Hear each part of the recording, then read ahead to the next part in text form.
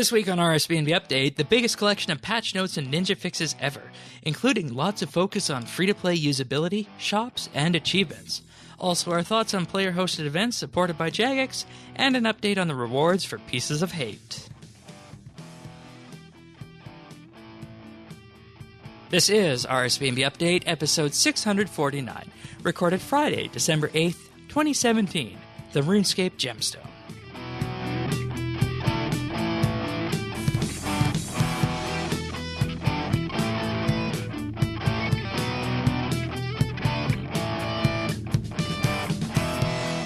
Hello, everybody, and thank you for joining us for RSBANDB Update once again here in December. Welcome back for another episode. We did have a bit of a scheduling issue due to the flu, I guess. Alex43 was going to be here if you guys saw the tweets. But instead, we got Tycho Alpha, who you guys have all heard before. Tycho, welcome back. Thank you, Shane. Oh, I'm back already so soon. I'm popular. I'm quite popular lately. That's right. I think your most famous time on this podcast was when you asked if you got any fan mail. Oh, yeah. Wait, wasn't that the reason why you wanted me back? Because people have been begging me? Absolutely. Ah, yeah, of course. You must have been reading all my fan mail that's piling up by your door right now. Oh, yeah. Some of them even have hearts and kisses attached to them, too. When can I have them? I'll send them to you. Oh, thank you. I can always trust you, Shane. That's right. Always trust you. That's right. So, this week we have a massive ninja patch week, so much so that Jagex has actually called this week the December Mega Patch. This is perhaps the biggest ninja week that we have ever seen when it comes to RS3.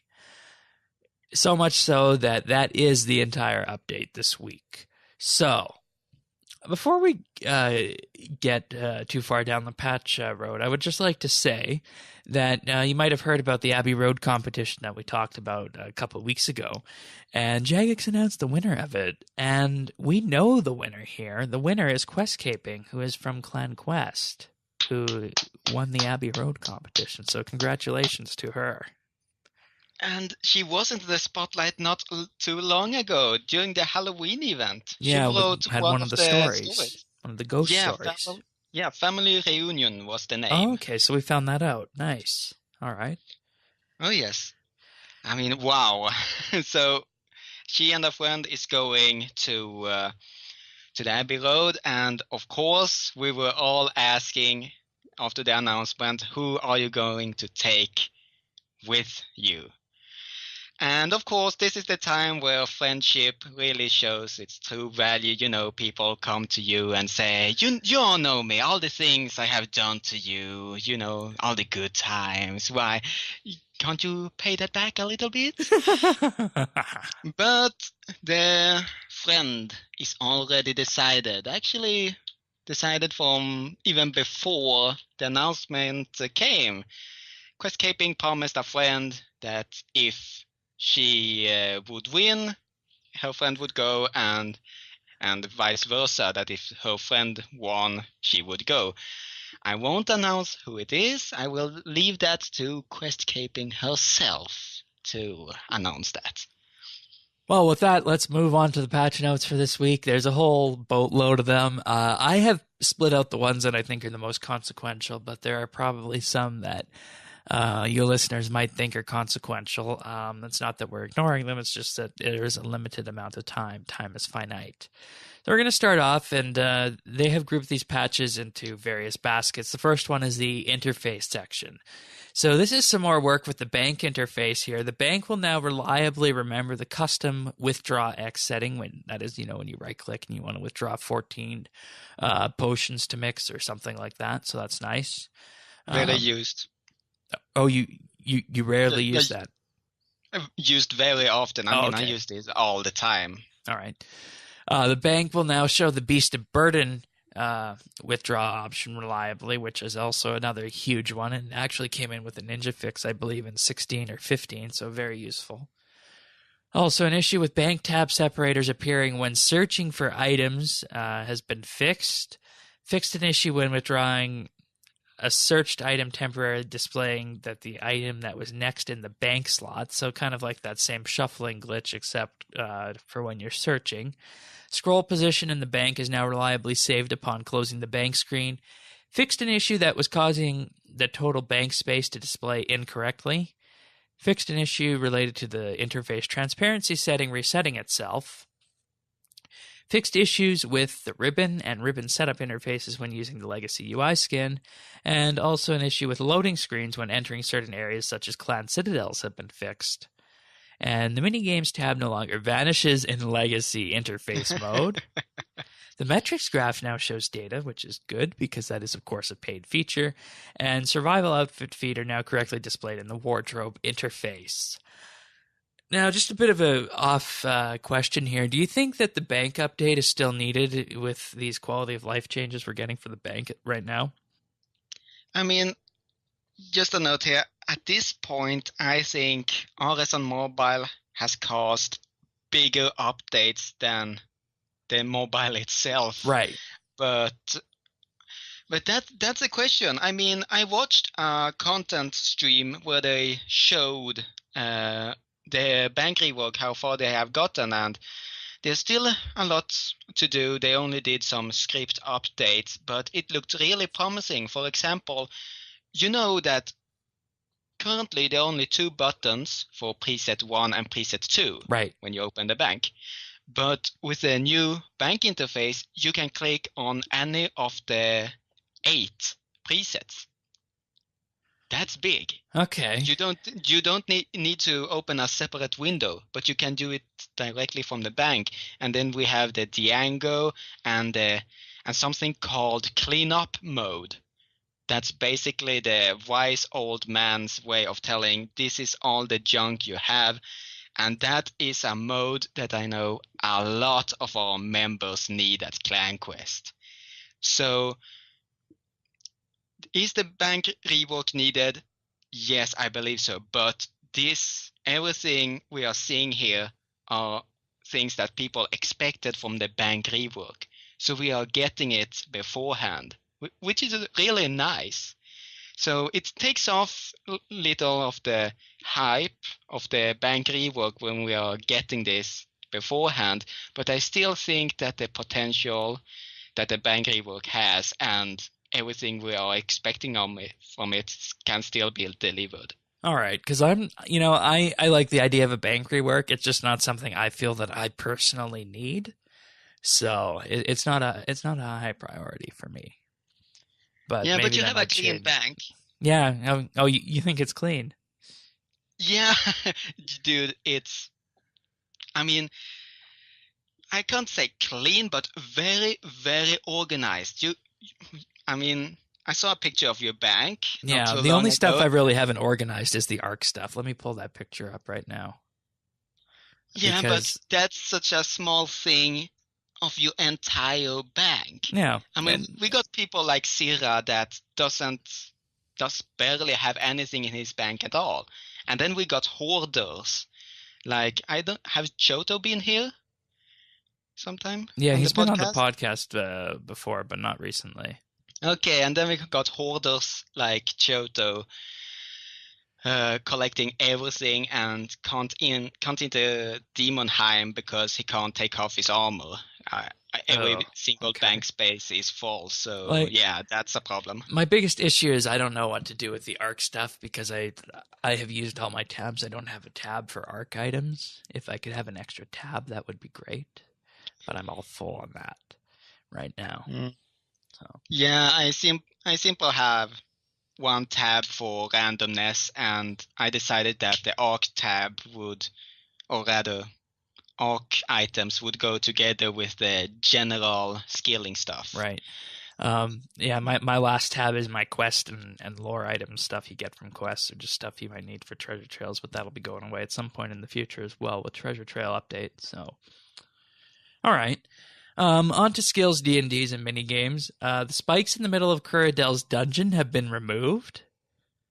That's possibly the stalagmites, the natural spikes. Yeah, because, those are always annoying, trying to range around and get the monsters not to kite them, so that's good. Yeah. They added 2 more Abyssal Demons to Curadel's dungeon, which is good because I know those get really cramped. We Yes. needed those for last weekend, Slayer weekend. Oh yeah, it couldn't have said it better here. Added 2 more Abyssal Demons for your slaying pleasure. Couldn't have said it better. Yeah. Black Wool and Balls of Black Wool are now tradable. Of course, that you get that from the Black Sheep. And Black Wool is no longer prioritized when selecting a recipe at a spinning wheel, which makes sense because, you normally wouldn't want to use black wool. Normal wool is fine. Yeah, it's a question about what do people use most, normal wool and black wool. And black wool, it's quite new to the game, so it's, people have been spinning wool since Classic, I think. Oh yeah, definitely. Way back there. Yeah. Now here's one that everyone who has got 99 Slayer and has progressed through Menaphos is going to be jumping up and down about. The increased chance of catching a Slayer monster's soul using an usability has been changed from requiring 200 mil to requiring level 120 Slayer. I'm interested. Why 200 million XP from the beginning? I don't know. And, hearing some of the stories of how long it took to catch some of these souls for people who went for 120 Slayer and hit 120 Slayer after Menaphos came out, this is a welcome update for them. Very welcomed. So, and I mean, it also gives another intrinsic benefit to 120 Slayer for diversifying. Oh, yes, the skill. indeed. So. Indeed, especially when at 120 you are, I hope so, considering yourself a full-fledged Slayer master. Yeah. And if you still don't have the title after 120, it makes sense you have an increased chance of getting all the souls and getting that golden title. I agree. All right, now on to quests. A couple of changes regarding Evil Dave's Big Day Out. Leaving the GE during Evil Dave's Big Day Out will no longer try to continue the Defender of Varrock quest, which is a little bit odd. It could be something about instant. I remember the Defender of Varrock dealing with instanced scenarios of Varrock with the zombies invading, so could be something technical. Yeah, probably. Also, players can no longer start Evil Dave's Big Day Out without completing the Evil Dave section of Recipe for Disaster when that was designed as one of the requirements for it, so that's nice. Yeah, very big. Also, an issue with reclaiming the broom during the 3rd set of chores in Evil Dave's Big Day Out has been fixed. I actually tried to get an extra broom, and it said, you don't need an extra broom. You don't want to be broomed overloaded. Oh, that's great. I think I'll also take this time to mention Colton's Informer article, Evil Dave and Doomly Doom. Colton wrote about Evil Dave's Big Day Out and published that this past weekend on Informer at informer.rsbnb.com. It's a nice overview of the quest, and you can see what Colton's perspective on it was, and he's also got some really nice pictures in it as well. So all of that at informer.rsbnb.com. I must admit that I was more of a paparazzi than an adventurer during Evil Dave's quest. Yeah, it appears Colton was as well, because he got pictures of some of the unique options that you could use with the broomstick and the soap, for example. So. Yeah, good times. So if you want to give that a read at informer.rsbnb.com, you can do that. Also, just a side note here, we have updated the top of the RSBNB pages to reflect the season. Our dragon now has a Santa hat, and there's some snow on our banner. Setting the mood. That's right. All right, so moving on past Evil Dave here. The game of pest control requirement to start quiet before the swarm is now an optional requirement. This and the next one, complete the conquest tutorial to start the Void Stairs back, is an optional requirement as well. I feel that this is a double-edged sword. We had people that have come to us and asked, we need this many people to start a game of pest control, in this case 5, and 1 people to start a conquest game. This is double-edged because it involves, combat and teaches you the mechanic, the mini game, and especially conquest. That is the RuneScape version of chess that happens in the quest. It's double-edged. People no longer are locked behind bars because it isn't the minigame spotlights. Like, no, I gotta wait 12 weeks before this happens. But it's also nice to have the immersion. Yeah, people must understand it. That's one of the reasons, for example, why we recommend people to play 5th age quests before 6th age.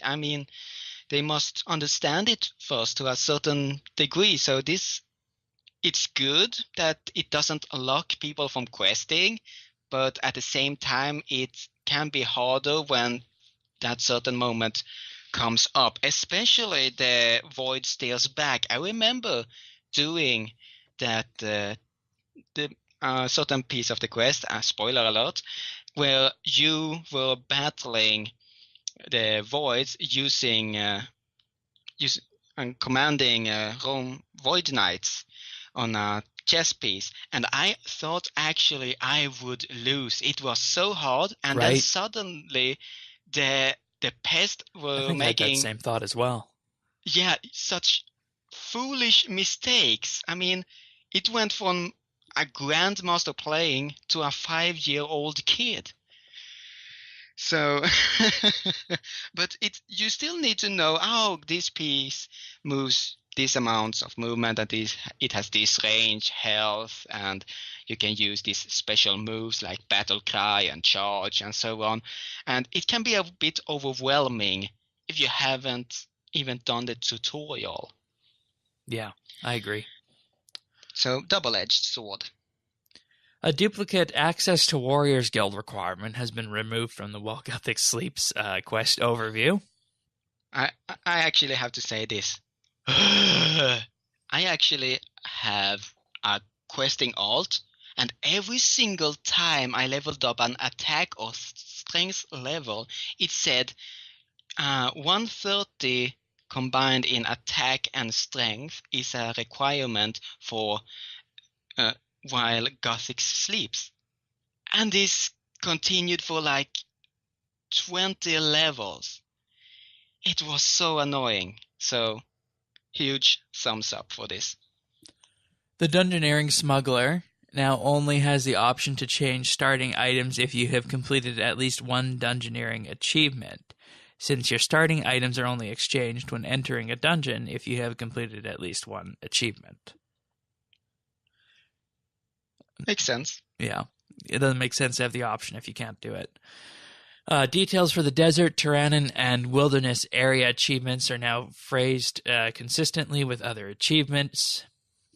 Now, here's something that a lot of people noticed here is that with all these achievements here, rune scores bounced around.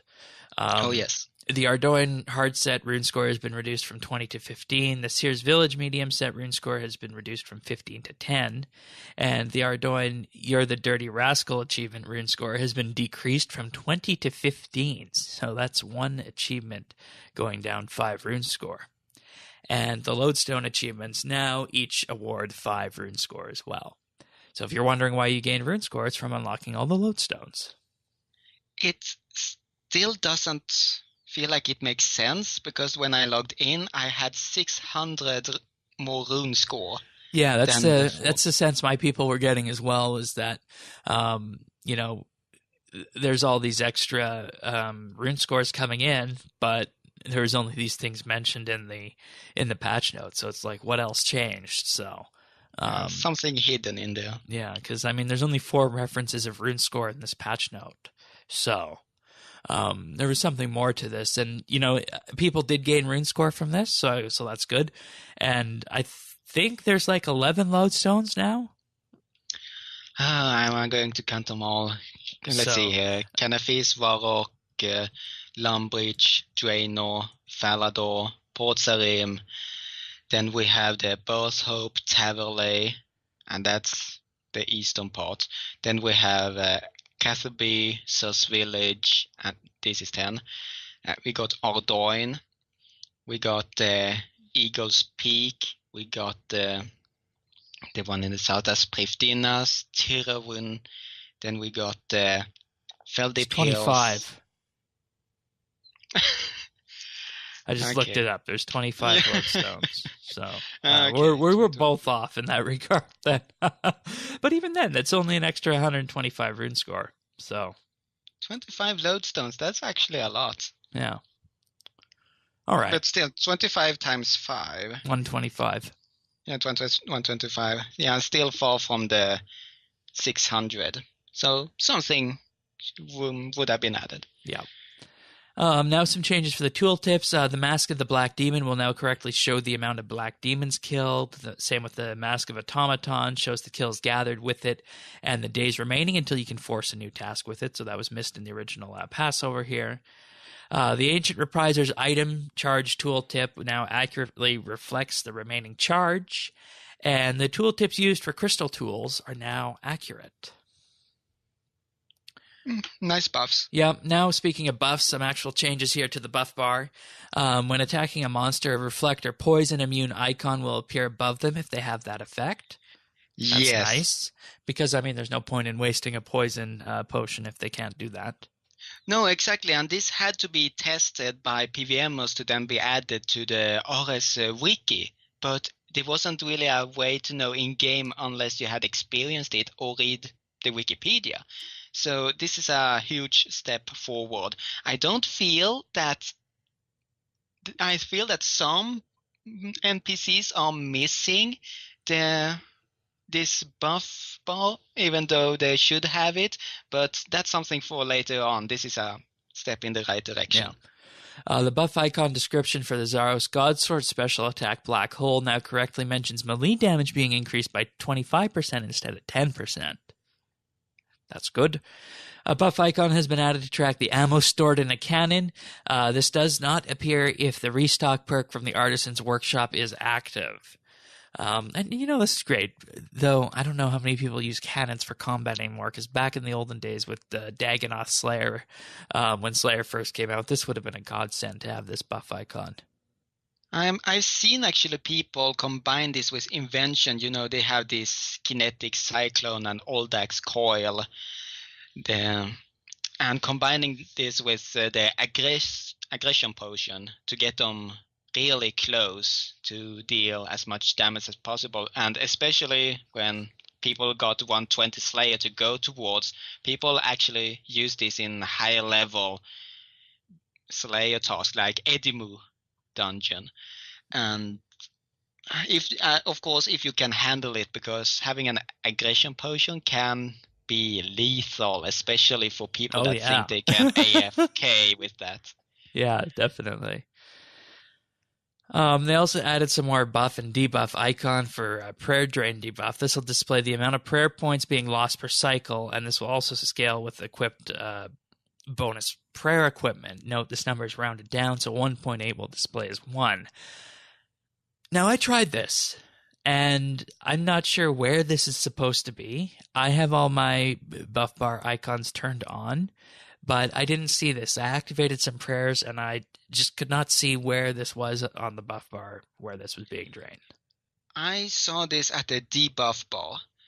So, and I tested it, as you said, and I noticed, and it's good, but I feel that since the number is rounded down and you don't see the decimal, I feel it's a bit misleading. Yeah, because I agree. If you take the example here, 1.8, that's much closer to the 2. Right, and per game Then cycle, we're talking about a 0.6 second game cycle. So for every Yes. 1 second in game, you are losing roughly an additional 1.3 prayer or something like that, or 1.2 something for this.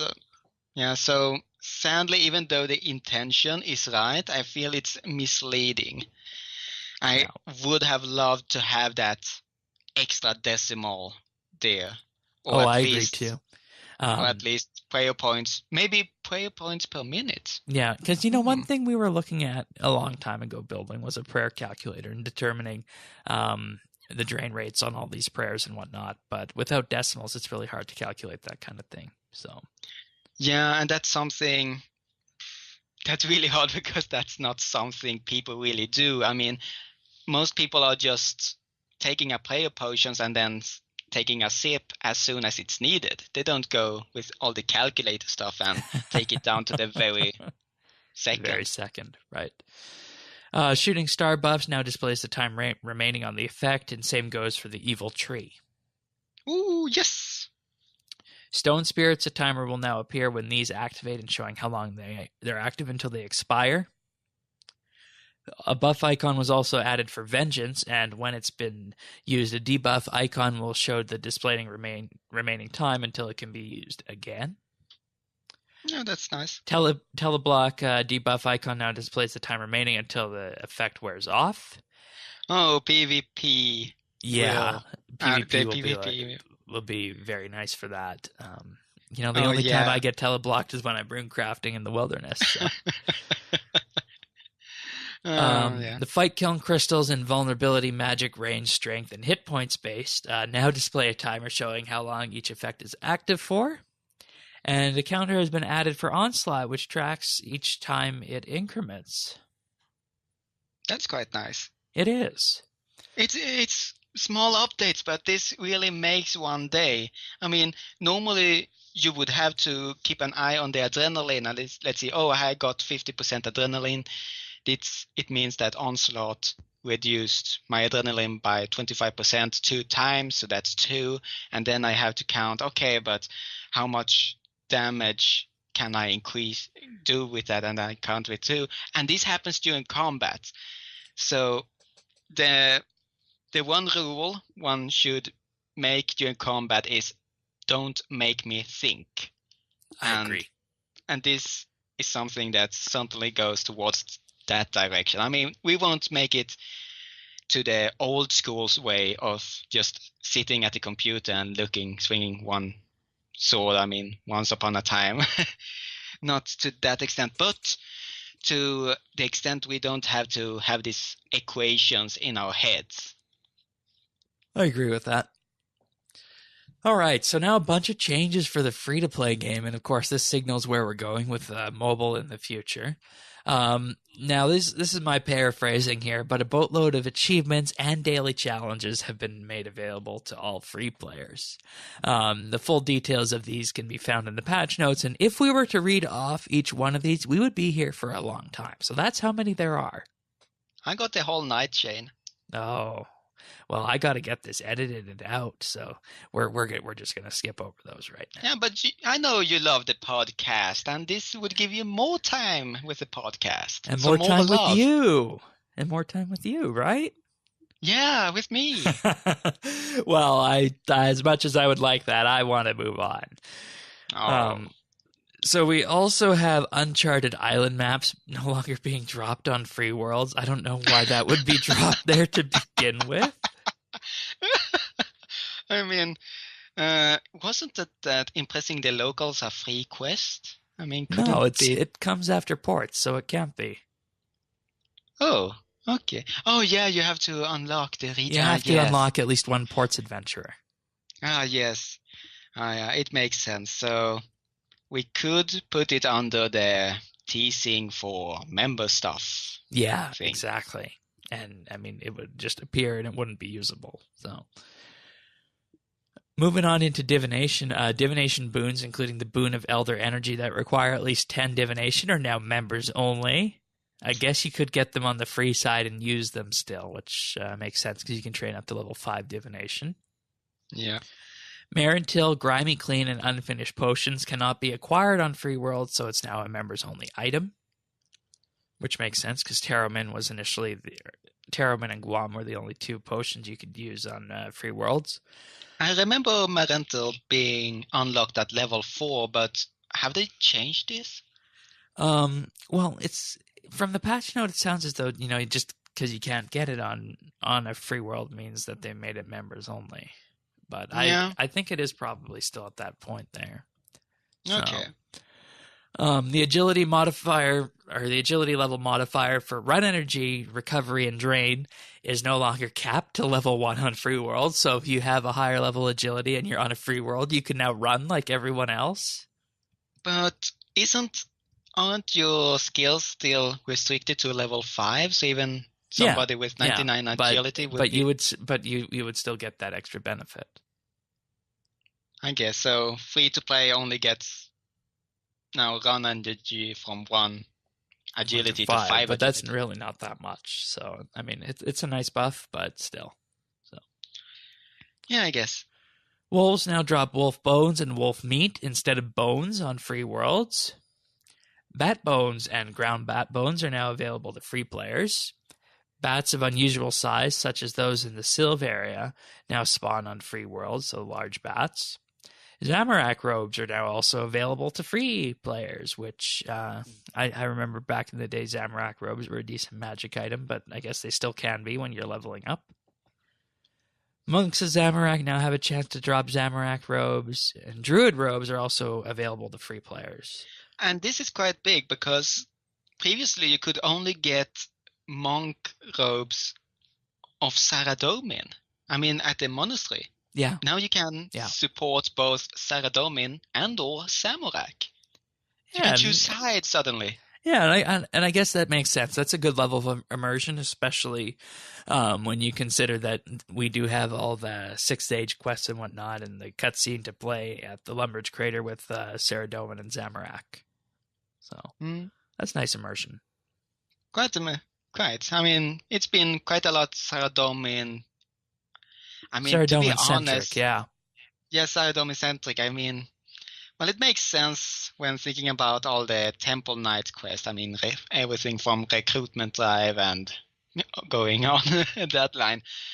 But at least we can wear red robes of evilness, of doom. That is my paltry attempt at an evil laugh. Whoa, that was creepy. Thank you. Halloween is over, but I couldn't just stop myself there. Thieves, farmers, and various other citizens can now drop offhand iron daggers. All right. I don't know why we would need just iron daggers, but I guess that's a thing. I mean, I can expand this. I have noticed that almost every mob that drops a main hand now drops an offhand. I never gotten so many offhand dragon longswords from Rune Dragons before. So this is quite big. This is a huge update for Iron Man, for example, because previously you had to smith the offhand or acquire it from the Grand Exchange. Right. This is quite big. And let's also not forget that offhands can be good for disassembling as well. Oh, yes. I'm guessing they have the same drop rate as the main hands. Yeah, there's actually a patch note about that coming up, I believe. Okay. Yeah. Okay. The notification when a player has achieved the maximum skill level total on a free-to-play world has been corrected from 1700 to 1869. Obviously missing a couple of skills in there. Yep. Energy potions are now non-members items and can be purchased from the Grand Exchange, and free players can now also access Jagex's Herblore shop in Taverley, which makes sense because you can now train up to level 5 in all the members' skills, so that's good. Oh, yes, and for those interested in making a very small profit, can also buy all the resources there and And then maybe save them for double XP weekend before selling them Yeah, off for a nice profit. exactly. That's a huge thing because there is the bulk packs of eyes that you can get at that store, and you do need eyes as you are leveling up Herblore, even at mid level. So now some changes regarding shops, and I think this is also on the mobile bandwagon and improving the mobile gameplay experience here. Energy potions have been added to the Warriors Guild shop. That's an interesting place to put them. I would have thought they would have been better to be in the Agility Guild or something like that, or the Agility place. There is actually an activity there that uses energy, and that is putting this heavy cannonball thing on your shoulder and then throwing it away as far as you can. Oh, right. Okay. On the second floor. So it makes sense in that way, but I admit my first thought about this was, why just there? But it makes sense thinking about it. Yeah. Ozyax Rune Shop now sells the Rune Plate body, the Blue Dragonhide body, and the Mystic Robe top, instead of just the Rune Plate body and the Green Dragonhide plate body. So giving the option here to purchase one for each combat style, depending what you do after you complete the Dragon Slayer quest. And this is big. Yeah, but I think they only have a stock of like one or two, so it's not somewhere that you and I can go to just pick these up to No, but consume them. Dragon Slayer has all been about the player being at Champions Guild and asking, but why aren't you selling Rune Plate Body?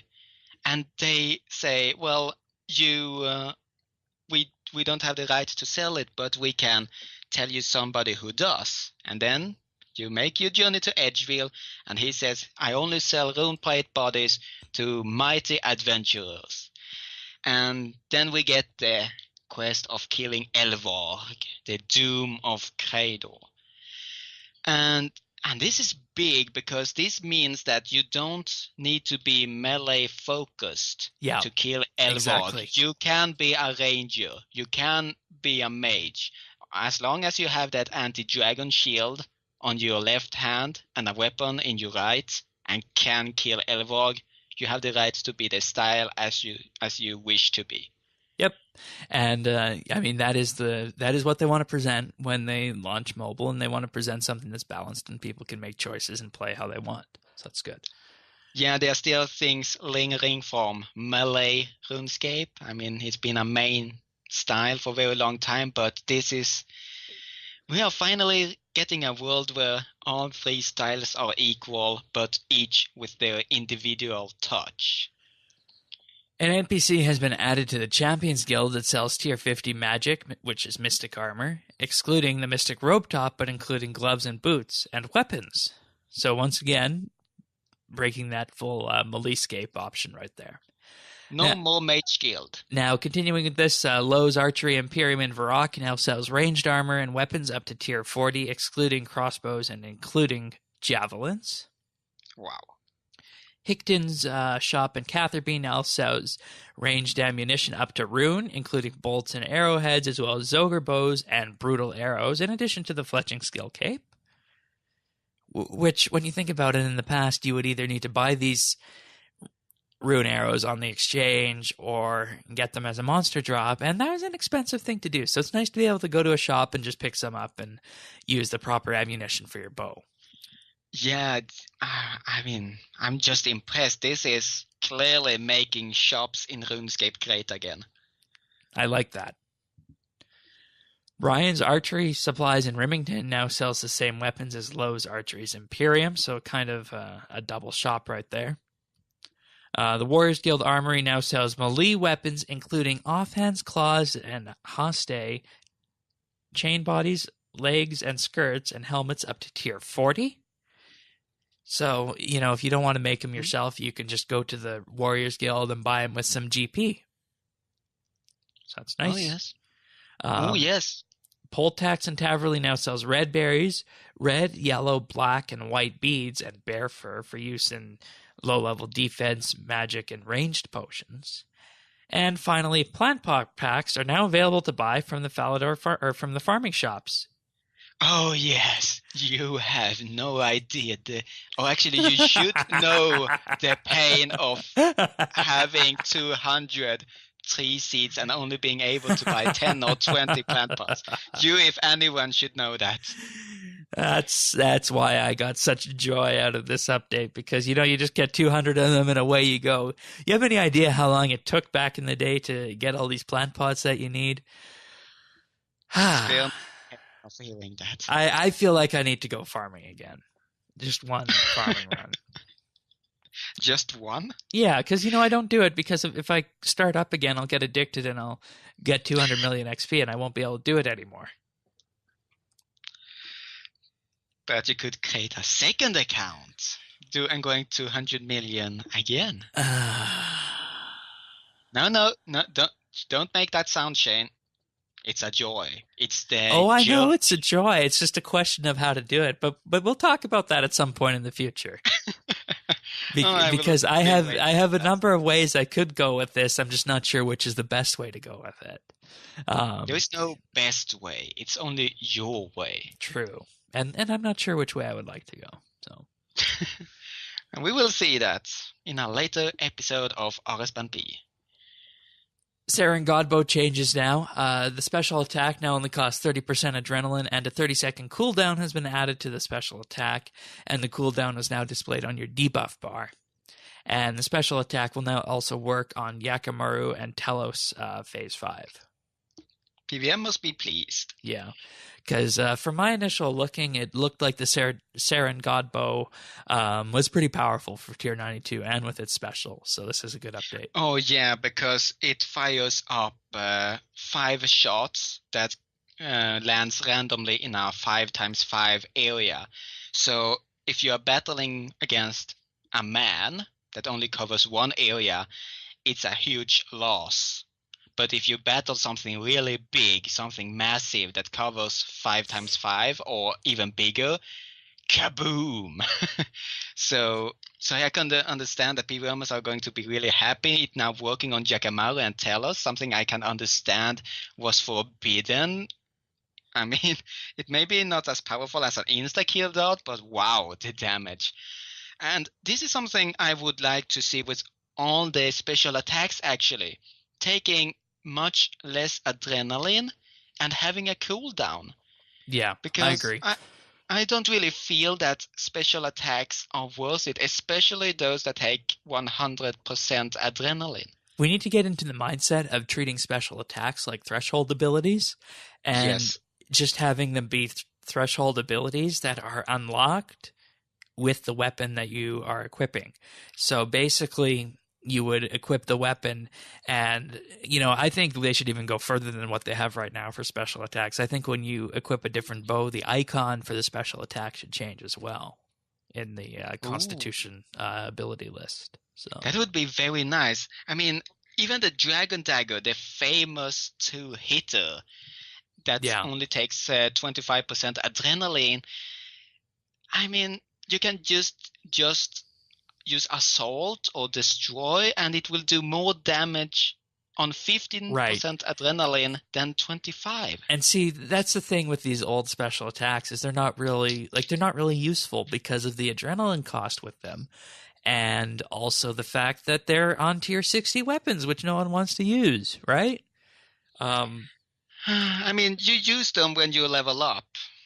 For low to mid-level players, and I used a Dragon Longsword for a very long time back in the day, but they should look into making them more, as you said, threshold. I mean, if I look at Tier 90 Nox weapon and the Mirrorback and the Sarosian God Sword and the Seren Godbow, they have special attacks and they are adjusted to make the adrenaline worth it.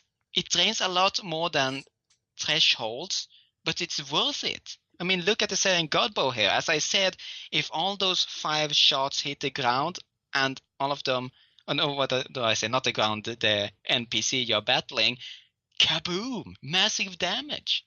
Yeah, indeed. All right, now Skillers rejoice. Cannons are now blocked from being placed in the following areas: the Clan Island area, the Clan Citadel, the Clan Keep, and the Clan Meeting area. And perhaps the most consequential here, the Azure, Viridian, Crimson, Cobalt, and Crystal Skill Champa locations. That's bullying if you're putting a cannon in a hunter spot. That happened on Double XP weekend, and when oh, believe me, it did. I was at the Crystal Skill Champas on Double XP weekend, and that happened. It also happened the same time that Crystal Skill Champas came out. People were messing around with that.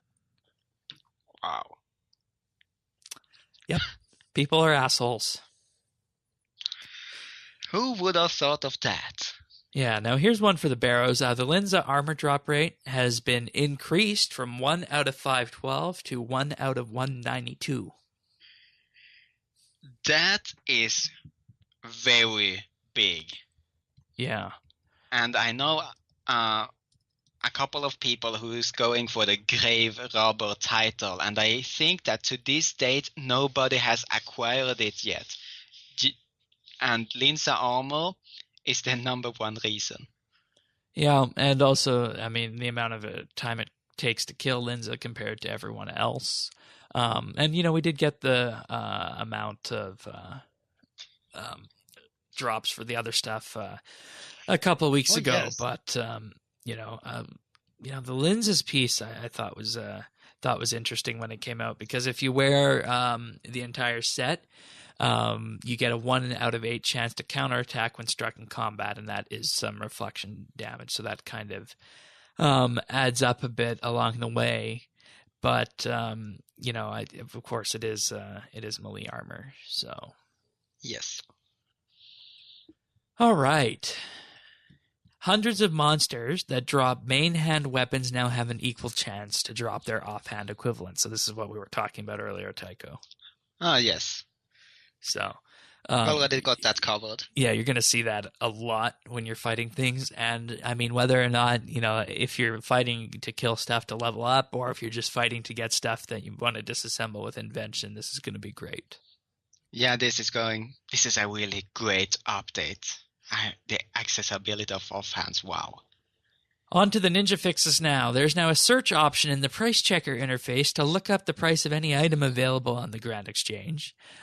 Previously, all you had to do was just search for the item and pull it up and pretend you were buying one, and you would see what it was. So now you can just do that without needing to queue up one of the items. So that's nice. But is that needed? I mean, going to the Grand Exchange is a social thing. I feel that they are taking away things from the Grand Exchange. It should be the reverse. I agree. And I mean, there's also the website. You can open up the website on your other screen or beside your RuneScape window and go there and do it. Or we even have one on RSBANDB if you are logged in and you have a forums account and you're logged in. You can log in and you can see all of the price item history further back than the Jagex price history of any item that we have cataloged. So you can see the rise of the Santa hat from, you know, a couple million all the way up to the 750 million it is right now. So. And I had a Santa hat actually that I bought for a friend, and he never accepted it, and I sold it again at 160 million. Wow. And now it's 700. Yeah, I bought mine back in the day for 400K. You're really crushing my heart here, Shane. Yeah, well, at least we're doing it live rather than you listening to it after the fact. More entertainment for the listeners, I guess. Indeed. The Elite Varrock achievement set now provides a reduced chance of being randomly teleported within the Chaos Tunnels. Boy, this would have been useful when the Chaos Tunnel clue scroll was a thing. Oh, yeah. They should have switched places, putting this patch before the other. Yeah, I agree. Granite and sandstone now can be cut into smaller blocks in a single step, skipping the intermediate steps. Of course, this is what we talked about a number of weeks ago when we were voting on the ninja fixes to bring in. Oh, yes.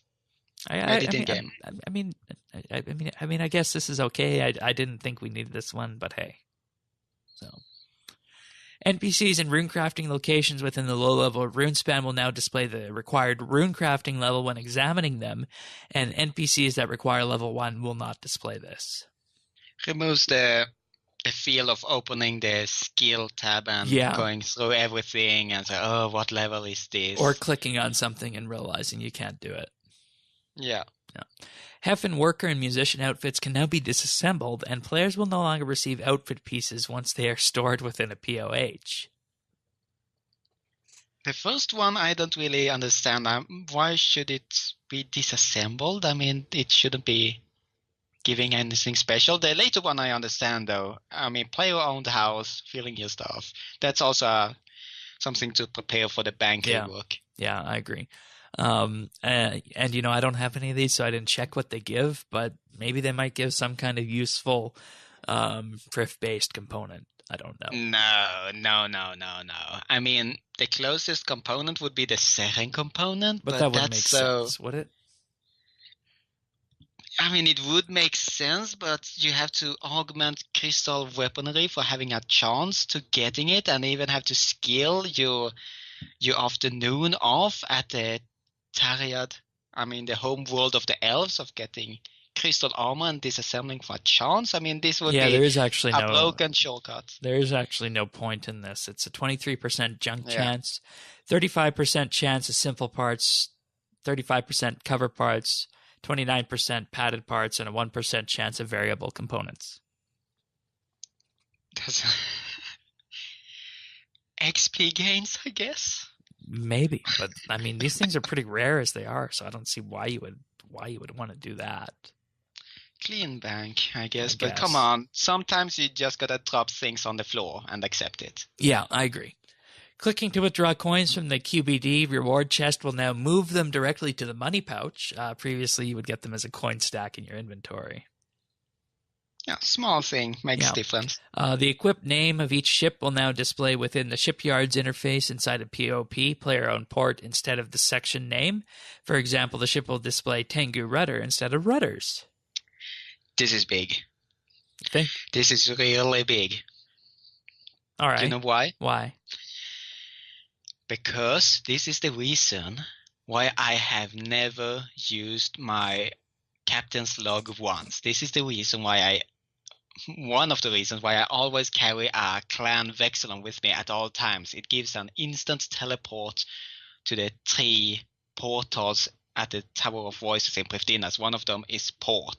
Oh, okay. I'm always going there to do my ports, never on the captain's log, just because of this, because I can't see it. And I have memorized how the graphics show on the ship if you have one thing or the other. I mean, the cannons and stuff, and I can see if it's back or forth, and or even 2 at the same time by memorizing the graphics. And I've been doing this for years now. I mean, over 2 years. So this is incredibly big for those who wants to do ports on the run. All right. On the captain's log. You've now convinced me of that. The ports interface will now automatically highlight the first available empty crew slot within the ship edit screen when creating new voyages, and this will continue for each empty slot until all slots are filled, in which the default captain slot will be highlighted when entering and leaving the interface. Nice. Yeah. Hovering over bosses within the Beast tab will now rotate their model. We believe this makes it at least 37% cooler, says the patch note. I actually laughed at that. I mean, yeah, me too. I mean, I did it. It looks nice, but I have no idea why I would look at the back of bosses. But hey, I get it. It looks better, I guess. Yeah. Hovering over. Oh, sorry, we just did that one. Ashdale tutorial now starts the player in revolution mode instead of full manual. This is big. Very big. Because, I mean, I don't even use full manual for my Slayer. I think if you're doing anything other than bossing, revolution is the way to go. And teaching people this from the very beginning is very important for the way the game works. Now, building on this, since Revolution largely automates combat, sections of the Ashdale tutorial, circa EOC release, explained and enforced manual usage of abilities have been simplified or removed. So they are even gearing the tutorial towards revolution rather than manual activation. So a good job. I always considered full manual to be more of a pro thing than something you do at the very beginning, especially when you are low leveled and your choice of abilities are limited. This is a very good move. Yep. Now, the Ring of Stone, which is, of course, the ring that you can make with an onyx, turns you into a rock, can now be purchased from Tsar Herlek within the Tsar city for 303,000 tokel. I must correct you there, Shane, because ever since the luck update, the onyx ring is now made into a ring of fortune, and the Ring of Stone can't be made anymore. Oh, so that's why they did this. Right. Okay, I was wondering about this. Yeah, and there you have your answer. The Ring of Stone is now only obtainable as a rare drop, or now purchased for how much? 303K. That's a lot. Yeah, it is, and it's a vanity item when you think about it. So. Permanent bonfires now have a configure option to swap between fire making and cooking option in a similar manner to portable forges. That's nice. Yes. Because most of the bonfire use I do these days is for cooking, so that's excellent. Gree-grees can now be combined by using one on another, and the new swap option then can be used to swap a gree-gree for any that have been consumed. Now, also on the tune of gree-grees here, some of the 8 gree-grees had identical names, and they have been renamed to differentiate them. We talked about this being a very good quest reward for Monkey Madness 2. Yeah. And this was on the poll. Yeah. So I tested it, and it's good.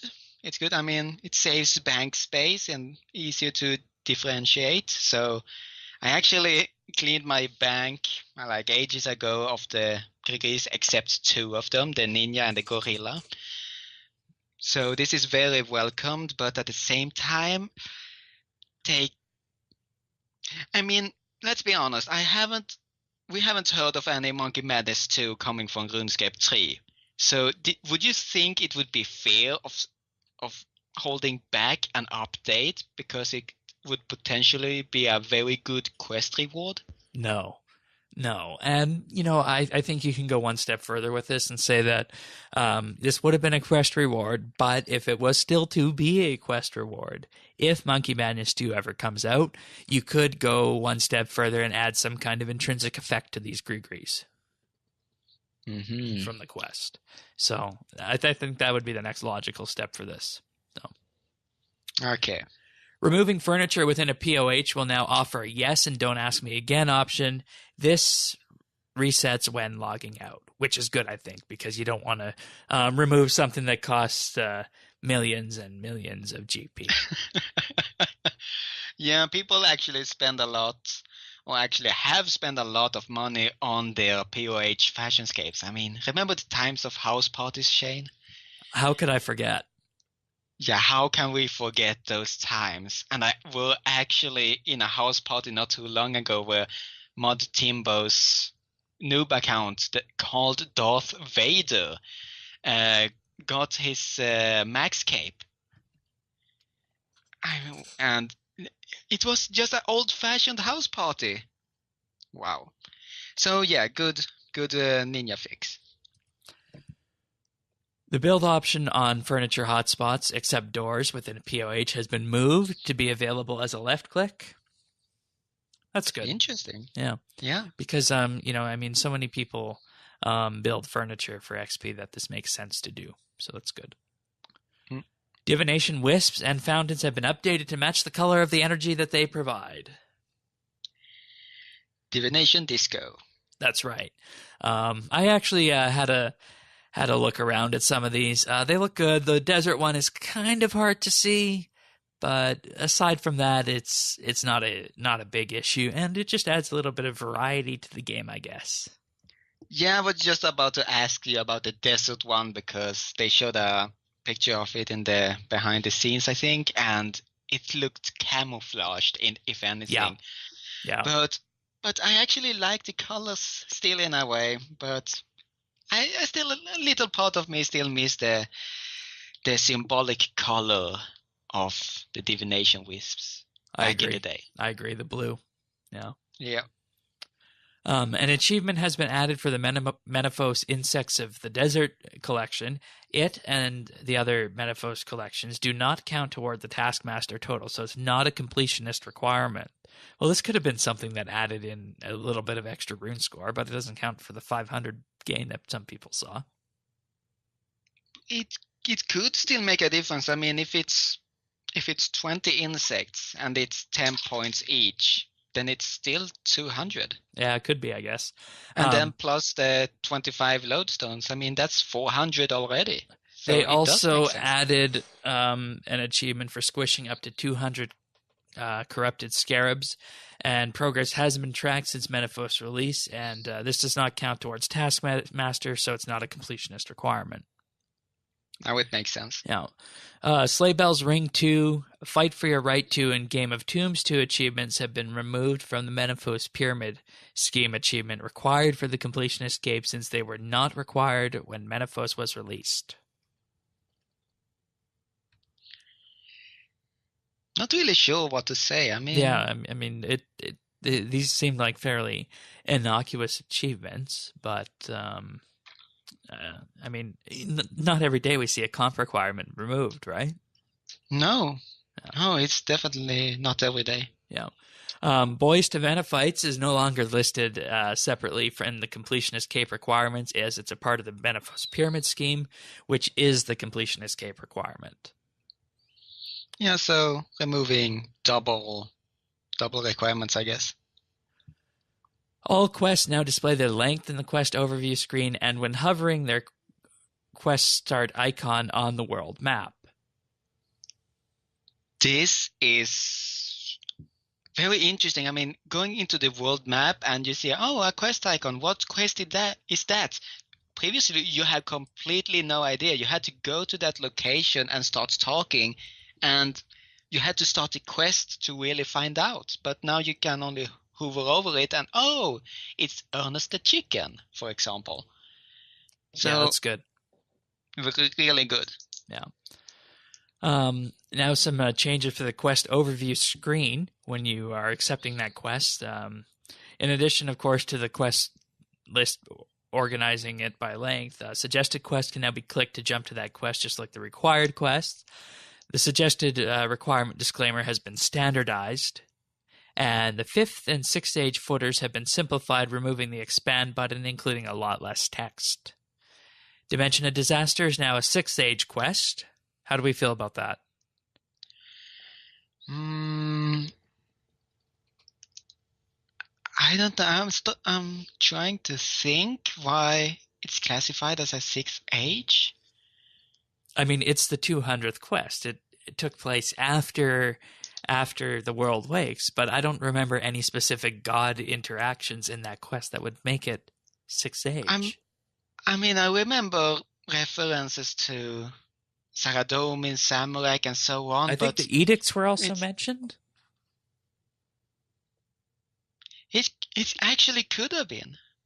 Yeah, I think I remember having that debate on, or no, that was a debate about the vampire finale and the edicts. But anyways, different topic. I'm sorry, I replayed that quest 10 times, but I'm sorry to say I'm not really sure why it's being classified as a 6th age. Now, here's some that have been reclassified as 5th age. These were previously agnostic, as they called them. Animal Magnetism, Ernest the Chicken, the Fremenic Isles. I can see the Fremenic Isles doing that because it leads into V. Glorious Memories, Mountain Daughter, Royal Trouble, Rune Mysteries, Throne of Miscellanea, Tower of Life, and Underground Pass. It makes sense because it's some of them are the basic quests. Yeah, and lead to the other ones. Oh yeah, it has a more natural flow than being 5th, especially Ernest the Chicken. Absolutely. Heroes Welcome now has the suggested requirements of One of a Kind and Ritual of the Majorat, which is good because that there's lots of info that you can pull out of those, so that's nice that has been added. Oh, yes. Ritual of the Majorot now has the General Shadow mini quest as a suggested requirement. Finally, Yeah. I really wanted that one because a lot of people have asking about the General's Shadow, and it's actually more like a hidden mini quest that people don't Yep. notice until Yep. much, much later. So Yep. I'm glad there is actually now a reference to it. Yep. Kindred Spirits now has Deadliest Catch as a suggested requirement. Birthright of the Dwarves now has the Fremennik Isles and Watchtower as suggested requirements. And Legacy of Seergaze now has Shades of Morden as a suggested requirement. Makes sense. And they added a bunch of quest icons for rather, I guess, quests that don't start in some specific spot. And these are Monkey Madness, Wanted, Recruitment Drive, As a First Resort. That's an interesting one. Zogre Flesh Eaters, Vampire Slayer, Dream Mentor, Blood Runs Deep, Between a Rock, Contact, Legends Quest. Oh boy, you need one for that one. Rag and Bone Man, Monk's Friend, Observatory Quest, Clock Tower, Gertrude's Cat, Fairy Tale 1, and Fairy Tale 2. I can't say anything else than RS Mobile is really cleaning up RuneScape. This is the moment, Shane, where you can't hide all the dust below the rug anymore. You just flip the rug and see that all this dust has accumulated, and we are now finally getting it out through the window. Yeah, I agree. It's just a general polishing up of the game. Yeah, but it's so much shinier now. It's shining like a gemstone. Yep, I agree. The RuneScape Gemstone. Now, some changes to the reward lamps that we talked about a couple of weeks ago. Dragon Slayer's defense and strength lamp requirements have been lowered from 50 to 40. I think that's good. Very good. I actually beat Dragon Slayer on my questing account with adamant weapons. Oh, nice. I like that. The required level for the reward lamps of Dragon Slayer and the Night Sword are now listed in their quest overview, and if not yet claimed, there's a reminder in the quest journal. Nice. The Dragon Slayer and Night Sword reward lamps are now bankable, though they can be destroyed and reclaimed from the quest giver when needed. You know, that's odd because we don't normally see bankable lamps anymore. Yeah, I think it's because the XP is fixed. I mean, XP books that change depending on the skilling level is something that definitely shouldn't be bankable. And I have to admit, I actually found one thing that scales with XP once upon a time, and that I banked and stocked in like the 50s before using it at higher level. What was it? Oh, do I really want to reveal it? Okay, it's not around anymore. It was just after the third world event that mysterious meteorites started to shower down all around Gelinor the Tuska while you were garbage. If you want to call it that. And you could bank them to later at Mascab hand them in for 5 reputation each. But you could choose to use them as a small XP lamp, and they were bankable. Yep, I remember that. So I was stacking those in the bank for a very long time until I was just getting 98 in a couple of skills, and ka-ching! I could haul in the XP. Kerblamo! Yeah, kablamo. The prayer XP for completing one piercing note is now awarded in the form of a lamp, and the summoning XP for Wolf Whistle is now also awarded in a lamp if you don't want to get that XP, so that's nice. Thank you, Jagex. And the Vampire Slayer attack XP lamp can now be used in any basic combat skill. Oh, I thought I read that one. Thank you. No problem. All right, so that's it for the patch notes this week, though there were more that we didn't mention, so I recommend everyone go to the RuneScape website and read these patch notes. But until then, we got a bit of an update on the rewards for Pieces of Hate. They have expanded out what they're looking at doing reward-wise here, and they have split this into what we're working on, what we're thinking about, and yeah. It does too. So quest points and completion XP you're going to get for certain. Also, the Big Book of Piracy, which is a step up from the Little Book of Piracy. It's going to have its old features, add its bonus of being able to teleport you to Mossel Harmless, Brain Death, Dragon Tooth, and Harmony, though we talked about that in the content showcase earlier. Insights into ancient mysteries. After the quest with the right skills, you'll be able to uncover ancient secrets about a certain location you visit during the quest. You'll also earn a chunk of XP for doing so. That's nice. That's almost like a mini quest after the quest in some ways. Oh, yes. So that's good. Post-quest rewards. Now, here's what they're thinking about. Potentially some cosmetic items, so including an updated barrel chest and barrel chest anchors that will appear in the quest, potentially cosmetics of those. Could also be a Rabbit Jack's hat and sword. Okay. Could also be. Then we got the Pirate Impling loot table changes. Oh, yes. We definitely need this because, right now, Pirate Implings are garbage. Oh, yes, but here's the thing. Doesn't it feel like it needs to be a ninja fix rather than a quest reward? Oh, you're right. You're right. That is the way it's been going recently, hasn't it? Yeah, I mean, some things are such a big thing that it could be quest rewards, but this is something that it feels unfair locking this behind a quest, especially the finale of a quest series. Yeah, I agree. There's also Brimhaven agility reward buffs and additions. Boy, I remember training agility here back in the day, and I mean, there is no way to go back there once you pass, level 30 odd agility or so. So it'd be interesting to see what they did with this. And they admit that the XP rates there are mediocre. Yeah, and once again, I feel I'm asking myself the same question. Why would I go back there after a Pirate Quest finale? I mean, I will wait and see what kind of lifts and reward they will do to it, but it's not very attractive at the moment to go back there after a quest. So I'd rather see this as a ninja fix than a quest reward. That's a good point. And see, here's one case here where we're saying this can be a ninja fix and this should be a quest reward. It's not that we want everything as quest rewards. It's just that there are better options to do that for. So I'm glad you brought that up. And more Holy Wrench bonuses. And they say this is a popular ninja request to make this Holy Wrench more useful. And while we're not comfortable with making it into an always active effect on the tool belt, we're scratching our heads for other ways to make it more attractive and decided on a nice little bonus effect.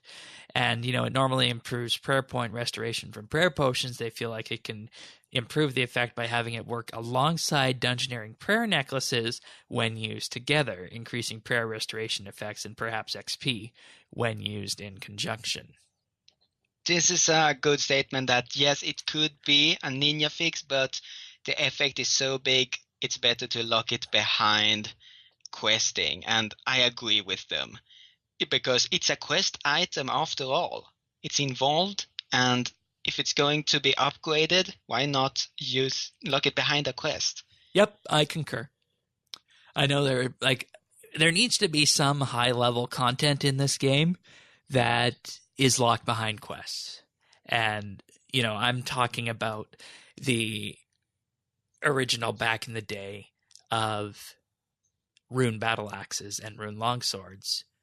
Or sorry, which one? I know you get the battle axe at the Heroes Guild, but the other one is the mace, I think. Unlocking those behind quests, like the Heroes Quest was a thing. And I think we need to go back to that kind of mentality where we're having quests unlock some very useful items at high level, 80 plus. I think that would be great. You mean like we could lock the God Sword behind you must at least have talked to the Saradomin knight that's wounded outside God War's dungeon and explored the dungeon for the first time? Oh, that might be an interesting thing. That would be an interesting thing because that means but it you might have be a to, step too far because it's not an actual quest. So I don't know. Maybe not quest, but you must have completed the Death Plateau and started Troll Stronghold, I think.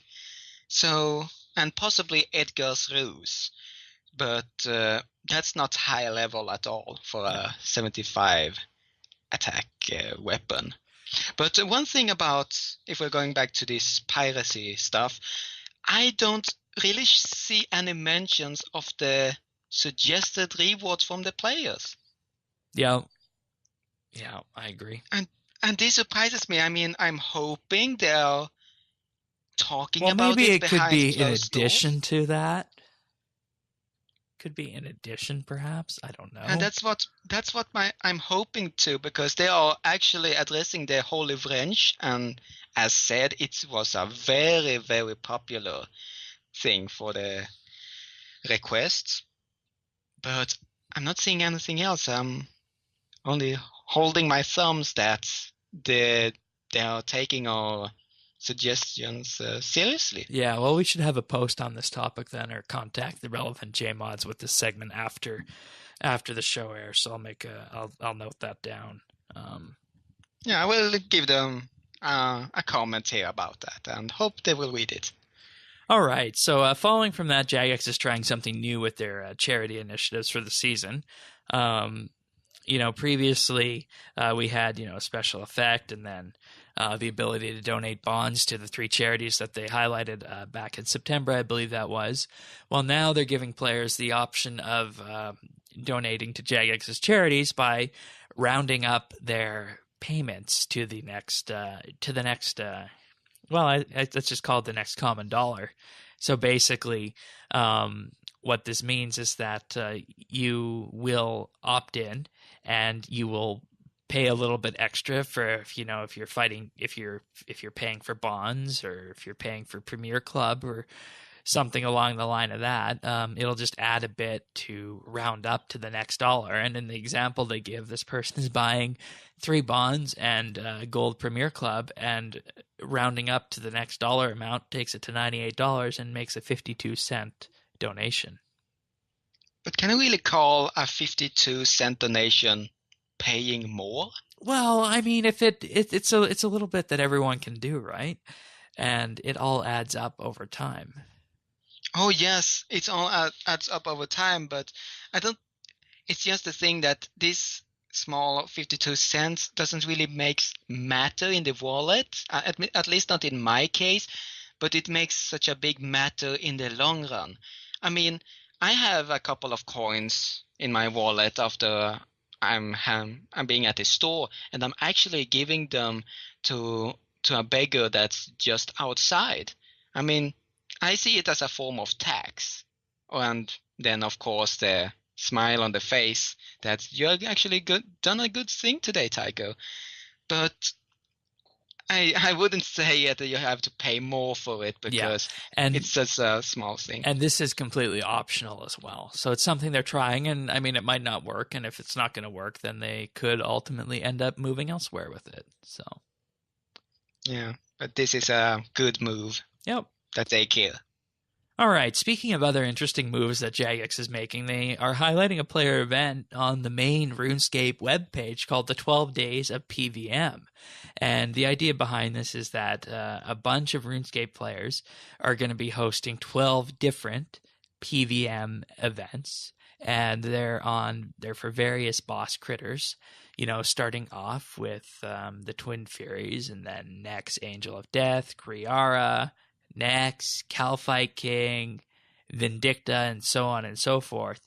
And these are hosted by I'm guessing just a collection of players here who are doing this. And it's all the events are scheduled throughout this 12-day period. They provide the information and when it takes place. It's at a variety of game times. There's some at early morning game time, some in the evening, some in the afternoon. So it's spread out all around these days so that everyone will be able to have a shot at attending one of these events. And what's really interesting about these is that it's on the official RuneScape event calendar, and it's sanctioned by Jagex. And this is something that hasn't happened for a long, long time. In a very long time, Shane. I mean, I looked at some of the names, and a lot of the names has connections to a group called the Pink Skirts that organizes events since, I mean, I don't know how many years back, but a good while now. And their events have already been in the in-game calendar. I mean, if you hover over the exclamation mark at the in-game clock, you can see when the next event is. And you can see there, for example, PMOD Q&A or Corporal Beast Boss Mass. And these Pink Skirts are hosting them.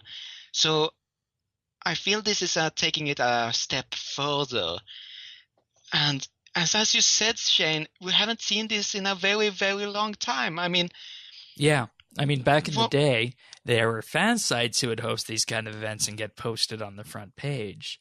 I don't know if that initiative has stopped, but nonetheless, interesting to see this happening. And I'll be paying very close attention to see how this all pans out because they have had mixed success back in the past highlighting player-hosted events. I am thinking.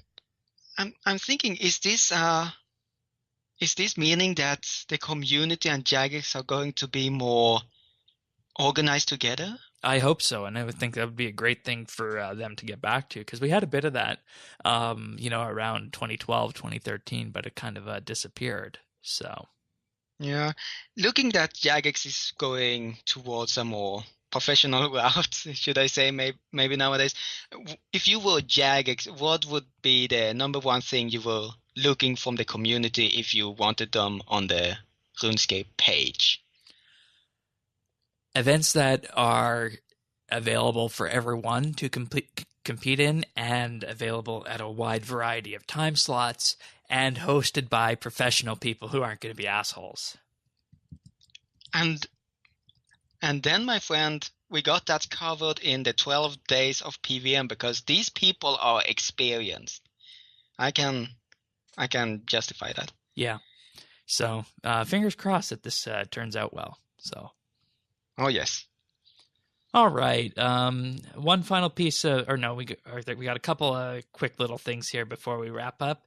Some incoming changes to prepare for clan updates in the future. But this is a big one, and this relates to Clan Citadel upkeep costs being slashed drastically.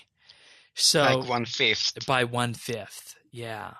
So just to give you an example on the Citadel, we won't go through all the numbers here. They're in the forum post for anyone who wants them. But on the Citadel, a Tier 1 Citadel requires 1,500 timber currently.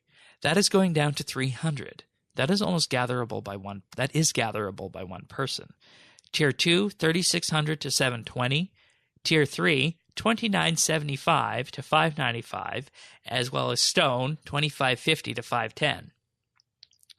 Tier 4, 1,690 to 338 timber, 1,500 to 300 stone, and 1,500 to 300 bars. Tier 5, timber 1,800 to 360, stone 1,655 to 331, bars 158 to 317, and precious bars 720 to 144. Those numbers are reversed there for the bars. And of course that continues for tier 6 and 7 as well, but same orders of magnitude decreasing. So this is definitely something that we can keep up as a large clan, and something that smaller clans are now going to be able to be competitive with as well, which I think is very important in the modern world. I mean, if this update was alone, I would have more than welcomed it. But this, in my eyes, is actually a bad thing. And you know why? Oh, why?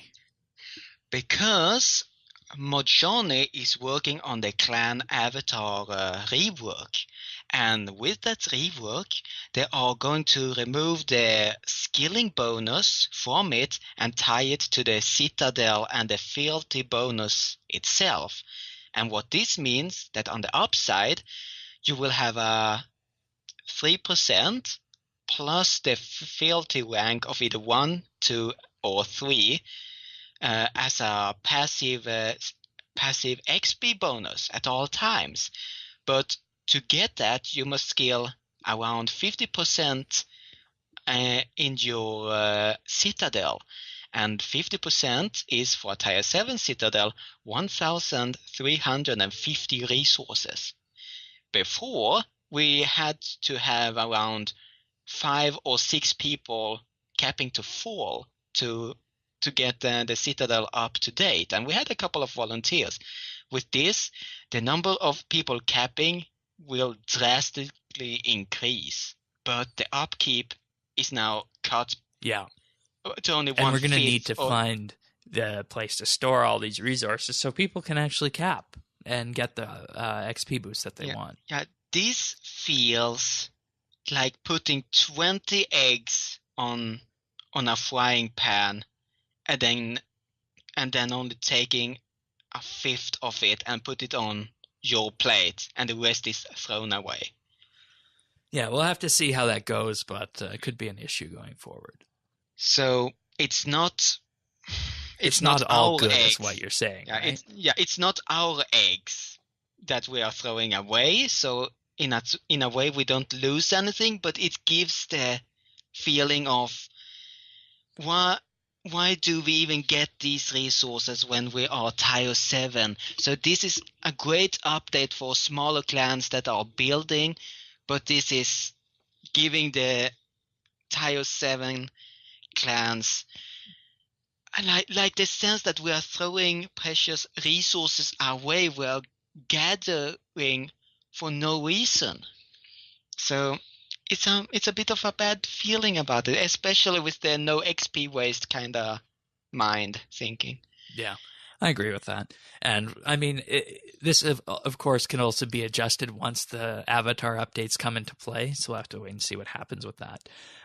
There was also some information that we were made apprised of regarding this, and the reason that the citadels and the entire skilling areas are not being buffed or adding new ones to them is that in this rework, they would have to basically check and QA and bug test all of the various combinations of the citadels that are available to be created.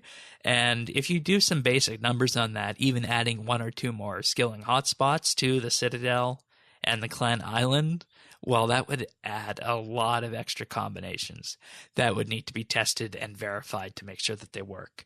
So that's why they're not going with that direction on this update.